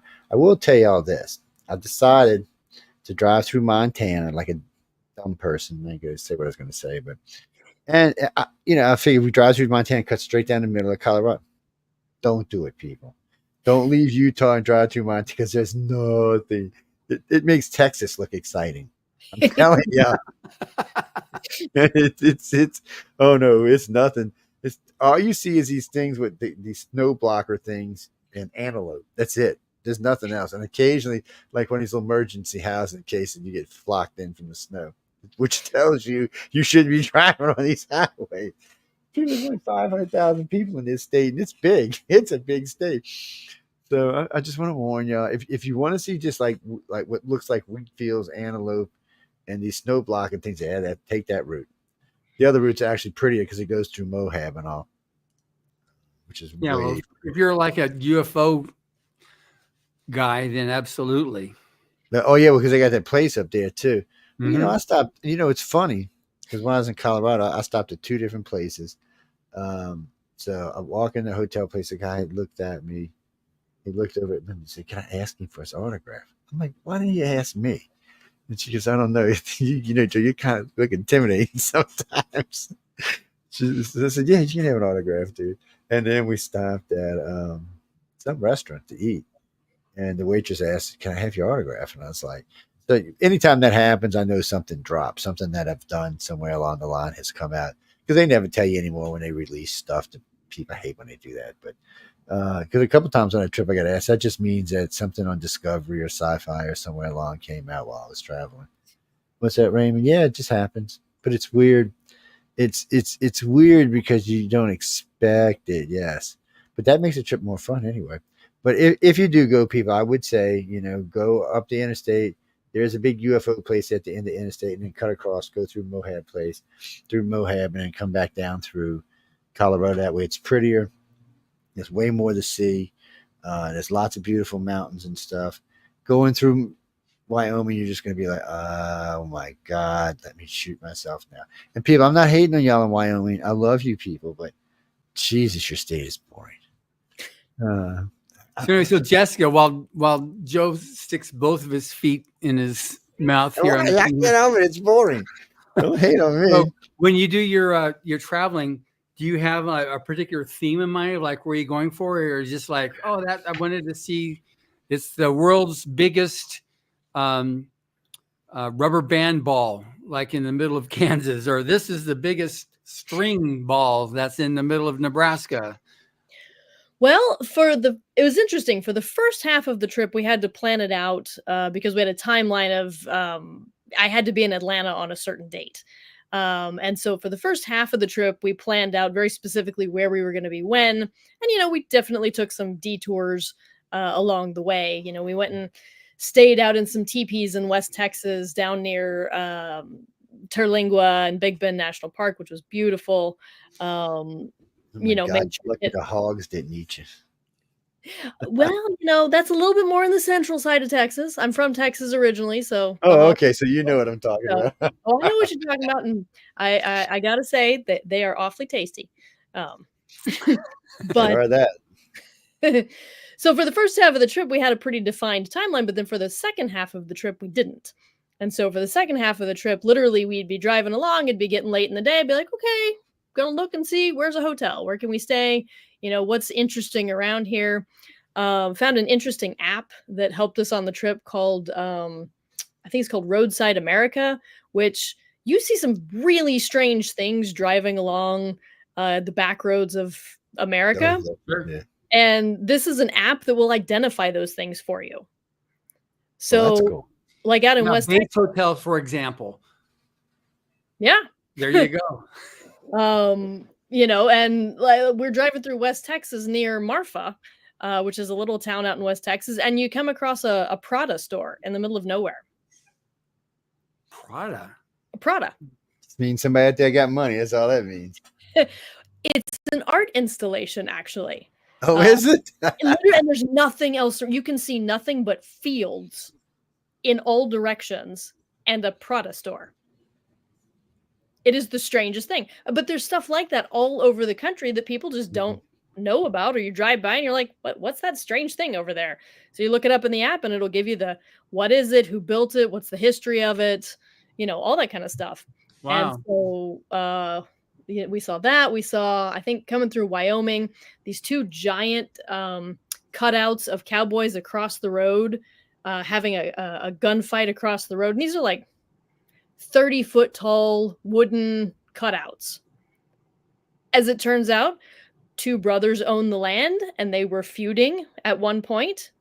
And an artist thought this was interesting. And so they put these large wooden cutouts, with the permission of the family, obviously, about these two brothers feuding on opposite sides of the road. One was named Hatfield, the other was named McCoy. It's quite possible, actually. It wasn't the right region for that. So Texas is definitely an interesting and weird, strange place. One thing I enjoyed when I went to the Dakotas, this is when I was in high school. I traveled with my uncles. For a couple of different summers, we travel in the summer. They're both teachers around the United States. They had a camper on a pickup truck, and we just travel all over the U.S. But going to the Dakotas and seeing the Black Hills and then seeing Mount Rushmore, that's Americana. It's all cool stuff. It's really amazing stuff to see. That's because all the cool stuff is east of the Mississippi River. That's all. So a friend of mine lost some money to me the other day. He goes, I said, where's most of the people live in the United States, east or west of the Mississippi? So it's easy. It's west. I mean, that's California. I said, okay, you owe me bucks now. I said, it's not even close. I said, 200-something million of us live on the east side of the Mississippi River. We're all jammed up on this side. Well, I mean, the heartland is 11% of the country live on the West Coast. I mean, the middle of the country from Mississippi until you get to California, it's pretty much a desert or Rocky Mountains. There's not much out there. I did like the Continental Divide. They got a great hamburger place there, right? It's on Interstate 20. Great hamburger place. That's right at the Continental Divide. What's that? Raymond, where are you? Seattle, Washington. Oh, I feel for you, my brother. How you doing up there? It's what question you got for us? Oh, well, either one, John or Jessica could probably answer this. I could probably answer it, but so he's wanting to know if he can just take just random objects and try to write a story about it. Go for it, Jessica.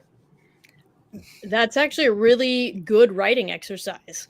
And it's a really good writing exercise to promote creativity and to expand your horizons on how you think of storytelling. So yes, you absolutely can. And the more you practice that kind of thing, the better you get at it. That's one of the exercises that they get when they're doing before the 24-hour story. They're given a random object, that the instructor passes around. You get one time they got an ice cube, but sometimes there's just a bottle cap. There's a broken mirror. There's all kinds of little gadgets, but they're just different things to spark different ideas. They may or may not ever make it in the story, but it starts. It's a prompt, that gets you going on this stuff. So that's absolutely a great way to go about it. Yes, because that lady, I can't remember her name again, but she was the one who handed me that sheet and all the little things that went along. You pick this and you go to this number, you pick Yeah. that, you go to that number. That actually helped quite a bit, actually. What was her name? I have become just crappy with names over the years. Excuse my language, people. That was come on, John. She was a winner in volume 1. She was in the very first book. She's a judge. She's been a judge for a couple decades. She's a really nice lady too. Yeah, I can't. Yeah, I'll have to go look on the film now and find her name. No, Raymond, I honestly can't remember. John will find it. I can't remember her name. But it was a cool exercise. Well, you got to remember, I'm not part of the class. I'm press, so I can participate. They don't mind if I participate. And she asked me the first time, would you like to participate? And then I said no. Then she come by. She goes, you look really interested. You sure you don't want to participate? I said, yeah. Let me sit down with y'all and try this out. Yes, Nina Creaky Hoffman. That was Nina. Yeah, she's really patient too. I got to give her credit for that, because everybody's wanting to swap items and stuff. And can I have that? Can I have this? It's like somebody was handing out the Monopoly pieces. I've seen some good stories come out of that, though. I really did. So it's a lot of fun to watch. It really is a lot of fun to watch all of this.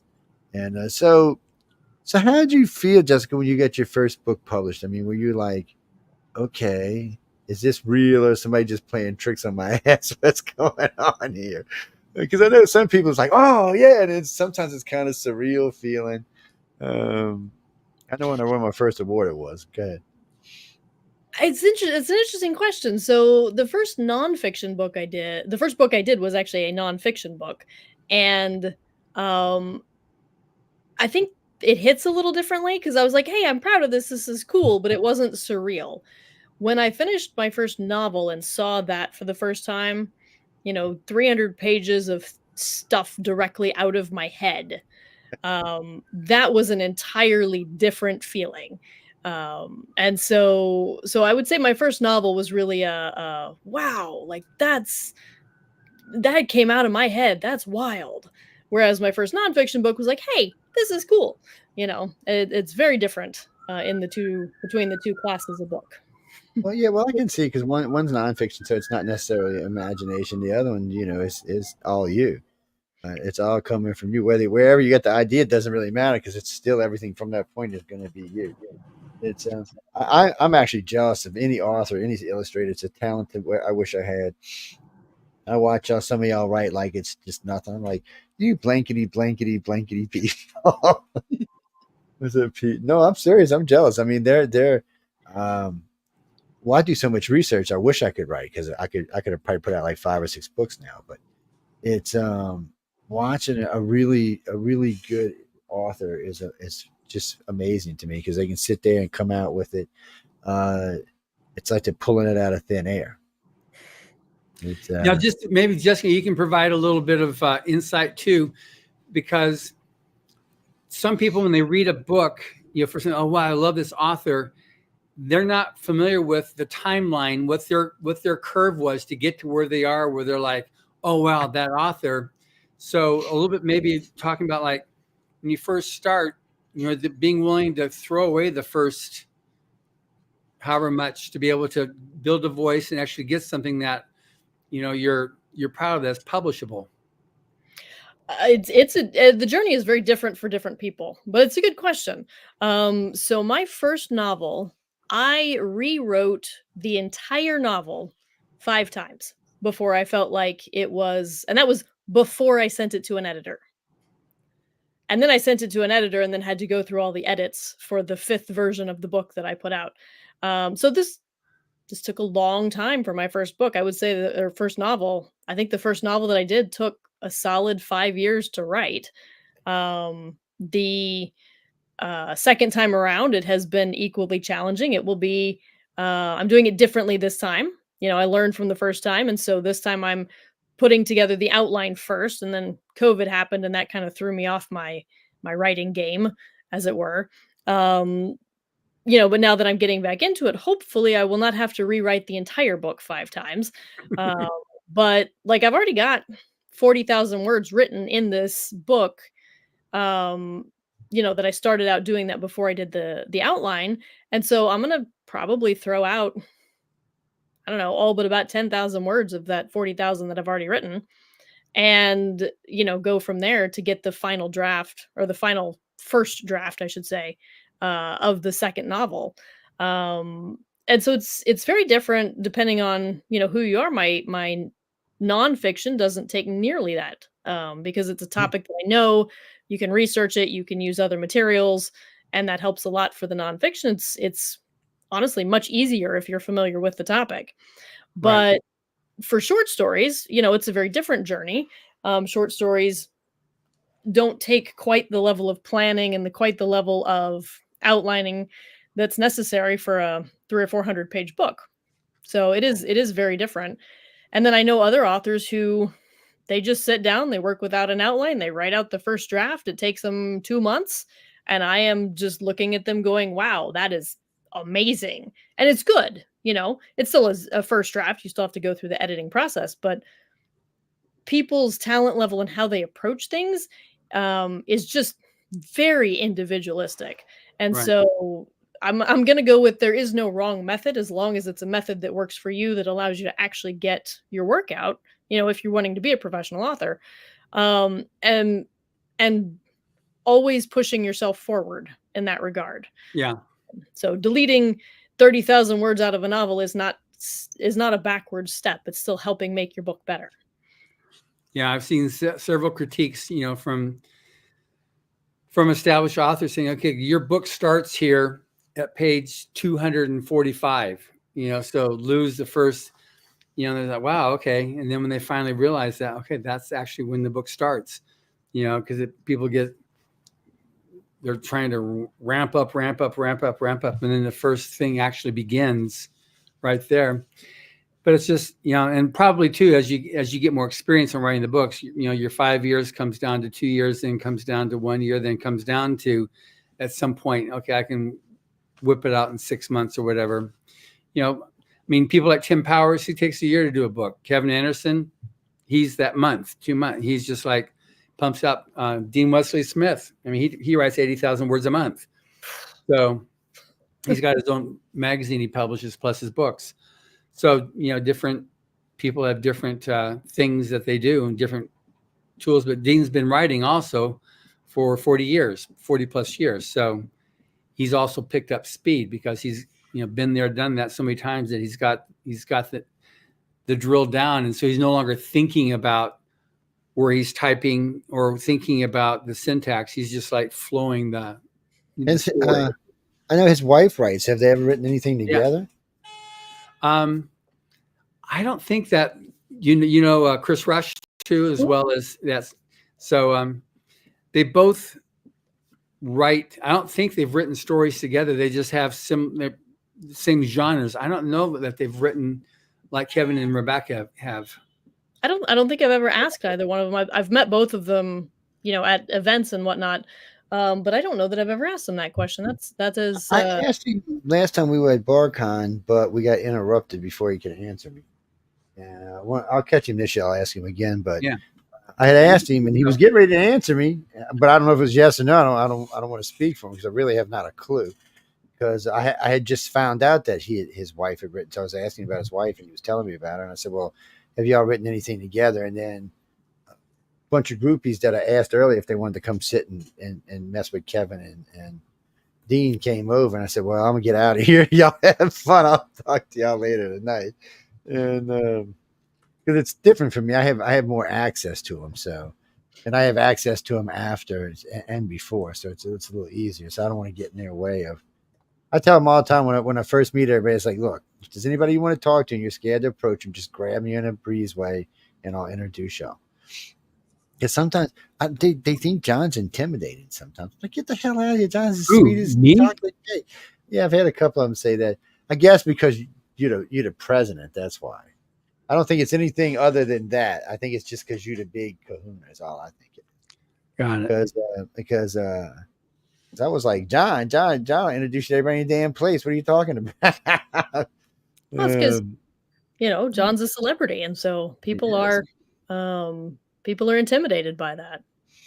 I was just surprised because I know John. I've been knowing him now for a few years now, but it was surprising. It was the second year when somebody had said, we shouldn't be bothering John. I said, if you see him, you want to talk to somebody, he'll introduce you. I said, now don't go wasting the man's time because he's busy as hell. I was like, but I said, if not, just grab me. I said, I'll introduce you anybody you want to introduce to. They were at one of the barbecues and they were wanting to talk to Dean about it wasn't anything about writing. It was about how do you run a company. It was more about what's a C corp, what's an S corp, what's a corporation, Yeah, stuff because like he that. definitely does that. That's one of his He luxuries. definitely knows it. And Yeah. so I said, well, I said, come on over. And I said, yeah, there was 5 of them. I said, come stand here. I said, Dean, I said, my company's listed as an S corp. I said, what can you explain to these different guys what they should have right now? Which they don't need anything. They just need a limited liability when you're first starting out. And so he broke it down from limited liability all the way up to a corporation for him. And they definitely had a better understanding of what they should be doing and how they should be doing it and when's a good time to switch from one to the other to the other to the other. And he told me, he said, look, if y'all start making money and you have a problem, he said, give me a call. He said, just remind me where I met you. You don't have to say that. So it's nice. They learn a lot. I mean, they learn a lot. It's not just about being an author. It's about how to the business of writing and the business of art. I mean, that's the key thing too, is how do you make a living at that? And how do you avoid getting like boned? Yep, how to deal with press. I mean, it's all stuff that they come away with a much better understanding than they would going into it. Jeffrey, we are not talking about her on this show. Friday nights. Oh, so UF Undercover this week won't be on. The Central Split will be taking its place only because we were how many ever days from election time. So it's the Centralist on Tuesday, on Wednesday, News on Flipside on Friday. And then, of course, Tuesday night, November 5th, the whole damn staff will be here. Oh, no, John. You mean on this network? Oh, no. We're not one view. We got libertarians. We got liberals. We got conservatives. We got centrists. We got every politician thing you can think of. It makes for a very interesting political night is all I can say. No, because we're all friends. Don't get me wrong. It will get heated, but we're all friends and have been working together for a long time, so nobody's going to get mad at each other. There might be some pouting the next day, depending on who wins. But other than that, it's a lot of fun. It is. So come out. We always look from both sides. We always do it from both sides. Yes. And we have a lot of fun because we do a lot of satire. Yes. You can't help it right now. It's too easy to do satire with. We're not going to mention any names, but with the current people, it's easy to do satire. I'm just saying. Babylon B is having a great time right now. Yes. Who's no, Jessica didn't say anything about writing politics. Where'd you get that from? You mean me? Oh no, that's never going to happen. I'm way too mean to be writing about any. They'll be putting me in jail. They will be. Did you hear what he said? Oh no, he's going to jail. No, we're not going there. Martha wants to know if you could give. She said, "Oh yeah, we're running low on time, but I own the network, so we can do what I want." Martha wants to know if you could give one single piece of advice. She said, she. How old are you, Boom? You're 56 years old. So she said, I'm just starting to write. She said, out of the blue, one morning I woke up and just wrote out 10,000 words. She said, I don't even know how I did it, but it seems to be flowing out. She said, if you could give me one single piece of advice, what it would be to help me. Wait, what are you writing? Before I ask her this, what is it? Are you writing nonfiction, fiction? So you're writing fiction? Any particular genre? Sci-fi? Okay, I just wanted to ask. All right, I'm going to shut up and let Jessica talk now. Go ahead, Jessica. I'm sorry. So if I could give you one piece of advice, it is to write and actually get it on paper. And, there's a lot of advice out of there. You need to write an hour every day. You need to write 500 words every day. You need to write 1,500 words every day. There's a lot of advice out there that is very specific and very rigid. And the truth is, if you can write every day, that's fantastic. But don't let it put so much pressure on you. Oh, I have to write for an hour every day. Okay, that may be too much pressure. Maybe you need to write for 1 page every day or 5 pages every day. But to be flexible and gentle with yourself as you're getting started, but do build up the discipline of some sort of writing schedule and understand that life happens and sometimes it's just not going to happen that day. And you don't need to beat yourself up about it, because if you're beating yourself up about it, that will block your creativity when you try to get back to it the next day, because you'll feel guilty about, well, I didn't do it yesterday, so I have to do twice as much today. No, you need to go with what's going on in your life and what's actually happening so that you can still make progress forward with your writing. And that is probably the best advice that I both need to live myself and also can put out there for writers that are just getting started, is to be a writer, you have to write. I've got this one thing we just put up recently. I previewed it, or previewed it at all the recent science fiction events we went to, which was advice from Ray Bradbury that we recorded. We found it recently, and so it was recorded at the very first Rise of Future Awards event 40 years ago. And it's very nice. It's only a few minutes long, but he's talking about, you got to love what you're doing. You got to love the genre, love writing. And he said, I started writing when he was, I don't know, 8 years old or 12 years old. I wrote every day of my life. Even if it was just a little bit, he just wrote because I just loved it. And it's a really nice interview that he did. It's on the Writers of the Future YouTube page. And we've got it there in the section called Advice from a Master. And so that we've got various, famous writers and artists who have done interviews that we've had. We had Anne McCaffrey on there, and then we got him, and then we also have a few others. But it's just, like whatever gets you going. And then also one I'd throw in a piece of advice too is take the online writing workshop that we've got on writersofthefuture.com, because that takes you through the steps of writing a story. So, you can you can write where you end up with 400 pages and 300 pages you throw away. But if you have a little bit of training in what you're doing, you can avoid some of that up front, so you know how to put together a story, how to start, how to change, how to do all the different pieces of a story to make it work. And those essays and the videos, they're for short stories, but they also apply for novels too. The difference with the novel versus short stories, a short story has like one timeline, and a novel can have multiple. You can have that weave together. A short story, there's just not enough space for you to have more than one primary start, change, and end. You've got many in a novel, and some of these big epic ones have many, like the Brandon Sanderson type stuff. He goes on and on and on. Or so that's one thing I recommend too, is just do that. Just get some tips from other guys that have really proven that they can write and like teaching new writers. That's a really excellent workshop. So I would also encourage people to take a look at that.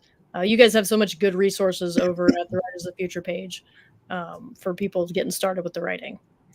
Good, thank you. Yeah, we work hard to provide that, and it's all free. Everything in that riseofthefuture.com website is free, whether it's the forum, which is free to enter, and then we've got the podcast, we've got blog, we've got obviously the writing contest and art contest, and you can also see the past 40 years of the books and winners. And then we've got the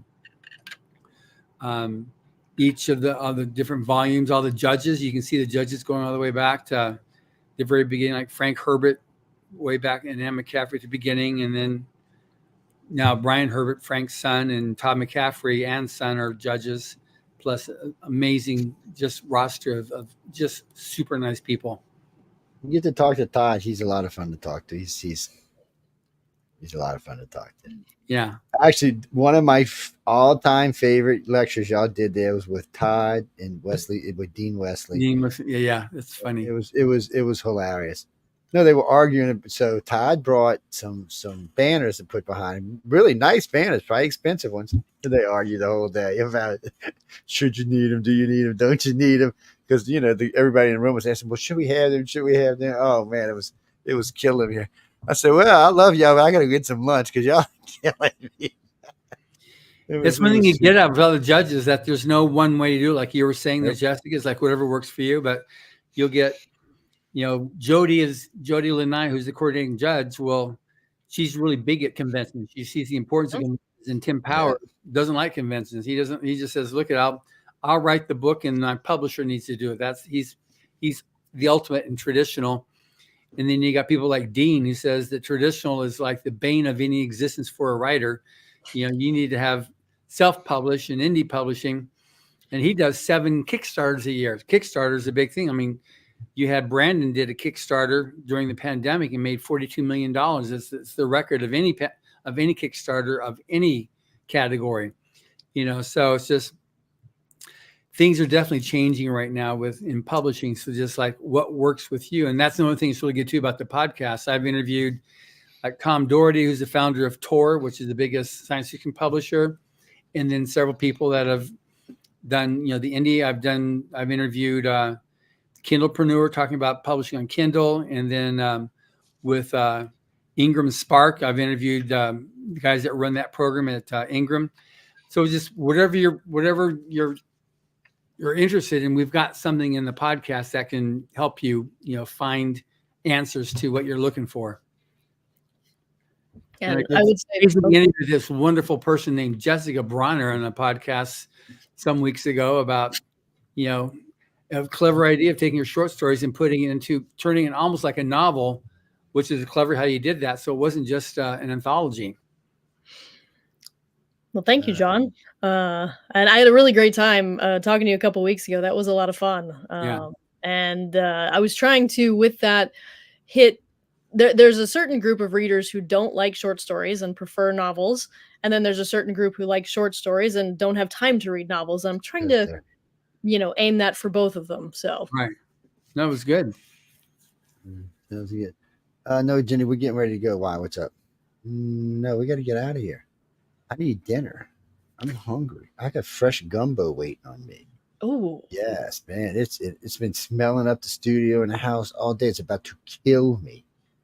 Yes, I hate when she does that, man. When she knows when I'm working back here, it just smells. And I try to lock it because the studio's airtight. I mean, not airtight, but soundproof, so I can close it down and make it where you can almost not smell it. But oh man, it's killing me. What? Oh, it's writersofthefuture.com. Yes. Mm-hmm. Yeah, all that stuff is, You don't buy stuff at Writers of the Future. There's links that'll send you to Galaxy Press or to Amazon to be able to buy Writers of the Future books. This one here, volume 40, is the most recent one, and it's each volume has amazing stories, that you can enjoy and discover your next new favorite authors. No, Pete, again, writersofthefuture.com. That's where you go to take the free course. That's where everything's at. If you're going to buy something, galaxypress.com. Yes, if you tell them Joe sent you, they'll give you an extra $5 added on your bill. No, really. Yes, it's a donation is what it is. No, just kidding you. Just kidding you. It's galaxypress.com. If you really want to buy it, I mean, you can go anywhere and buy it. All the major bookstores carry it. Yeah. I just try to get y'all to go over there because I'd rather see you go over there. But it doesn't matter. I mean, they're going to get their money no matter what. But remember, it helps to fund the Writers of the Future thing every year. So you have to get out there and buy a book. And I tell you how this is. You buy a book, buy one for your grandmama, buy one for your uncle. No, I know what y'all going to do. Y'all going to buy one and pass it around to 20 relatives. I know how this is going to. I know it's a bad economy, but it's going to get better. Just have faith. No, we got to go. Oh, any place they can find you, Jessica? Any websites or Facebook pages or? Absolutely. My website is www.jessicabrawner.com.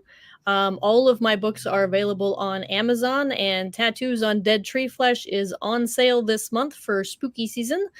Sale ends on October 31st. And so Facebook, I am at J.A. Brawner. That's most of my Twitter and Facebook and social handles is at J.A. Brawner. Do me a favor, send me the website to iCarCox.net, and we got a panel show coming up in a couple of days, just before Halloween. So I'll post it on there while we're doing the panel show. Absolutely. That way they can hear about it. Yes, Bruce, we're doing a panel. It's Halloween. What do you expect? I got a lot of crazy paranormal and UFO hosts on the network. We got a lot of other strange shows too, but No, it's Halloween season. We're not getting out of that. You can forget that. What do you mean? Michelle Sturce is like one of the most famous people in the country. Jesus, she's been on more TV shows than I can even think of. Yes, but anyway, come by and check it out. We're gonna all be getting scary. Everybody will be dressed up. It's we only allow drinking on the network 3 nights a year, and that's one of them. Yes. No, I'm serious. No, we're strict about that. No smoking weed. No drinking while you're on air. I don't care if you smoke weed. And I don't care if you drink. Just not while you're live. No, you know the rules. Because we've had issues with hosts in the past. That's why. That's why we have the rule. I'm just telling y'all. There's only 3 years we allow it. That's one of them. So come by and check it out. I'm pretty sure Michelle will do the All Hallow Eve show. So that's always a lot of fun. We got a lot of scary hosts that know a lot of scary things. So come check it out. Mark, to answer your question, the Gray Zone will air on this. Now, remember, you can only see the Gray Zone either when it's live or following this show. Other than that, it's only for sale. And right now, it's not even up for sale. I'm not even putting it up for sale right now. I will eventually put it back up because there's a lot of research goes in that show. But be sure to check out Jay. Jay, come. So Friday night, I'm here with News on the Flip Side. Monday night, I'm here with Science and Beyond. Wednesday night, I'm here with UF Undercover. And then Saturday, I'm here with the Arthur's Quill. So you can catch me on any of those nights talking about a whole realm of different things.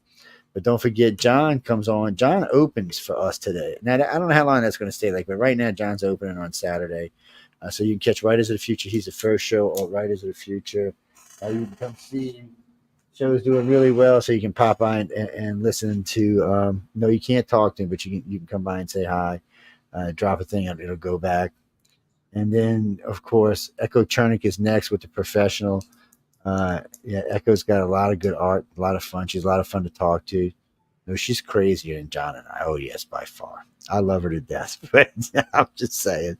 And then of course, she's the coordinating judge for the Illustrator contest too. Yes, she is. She is coordinated. So what I was saying earlier, both of the coordinating judges were women. Jody Lanai and Echo Chernick are both. One's the authors and one's for the illustrators. They're both great ladies. I know both of them personally. I've talked to both of them many, many times. I would trust them with anything they pick out implicitly. I have no doubt that they're excellent at what they do. Yep. So be sure to check everybody out. One more time again, writersofthefuture.com, galaxypress.com. Catch us there. We're going to get out of here. You can catch the Gray Zone. Will be on in about 15 minutes after the commercials and promos played. So you can check it out until Wednesday has some, or until Monday has some fun. No, I won't be talking politics until Wednesday. Yes. Not on this show. I tell y'all this every week. Not on this show. Good night, everybody, and stay tuned for the Gray Zone with Michelle DeRoche and myself. Oh, man.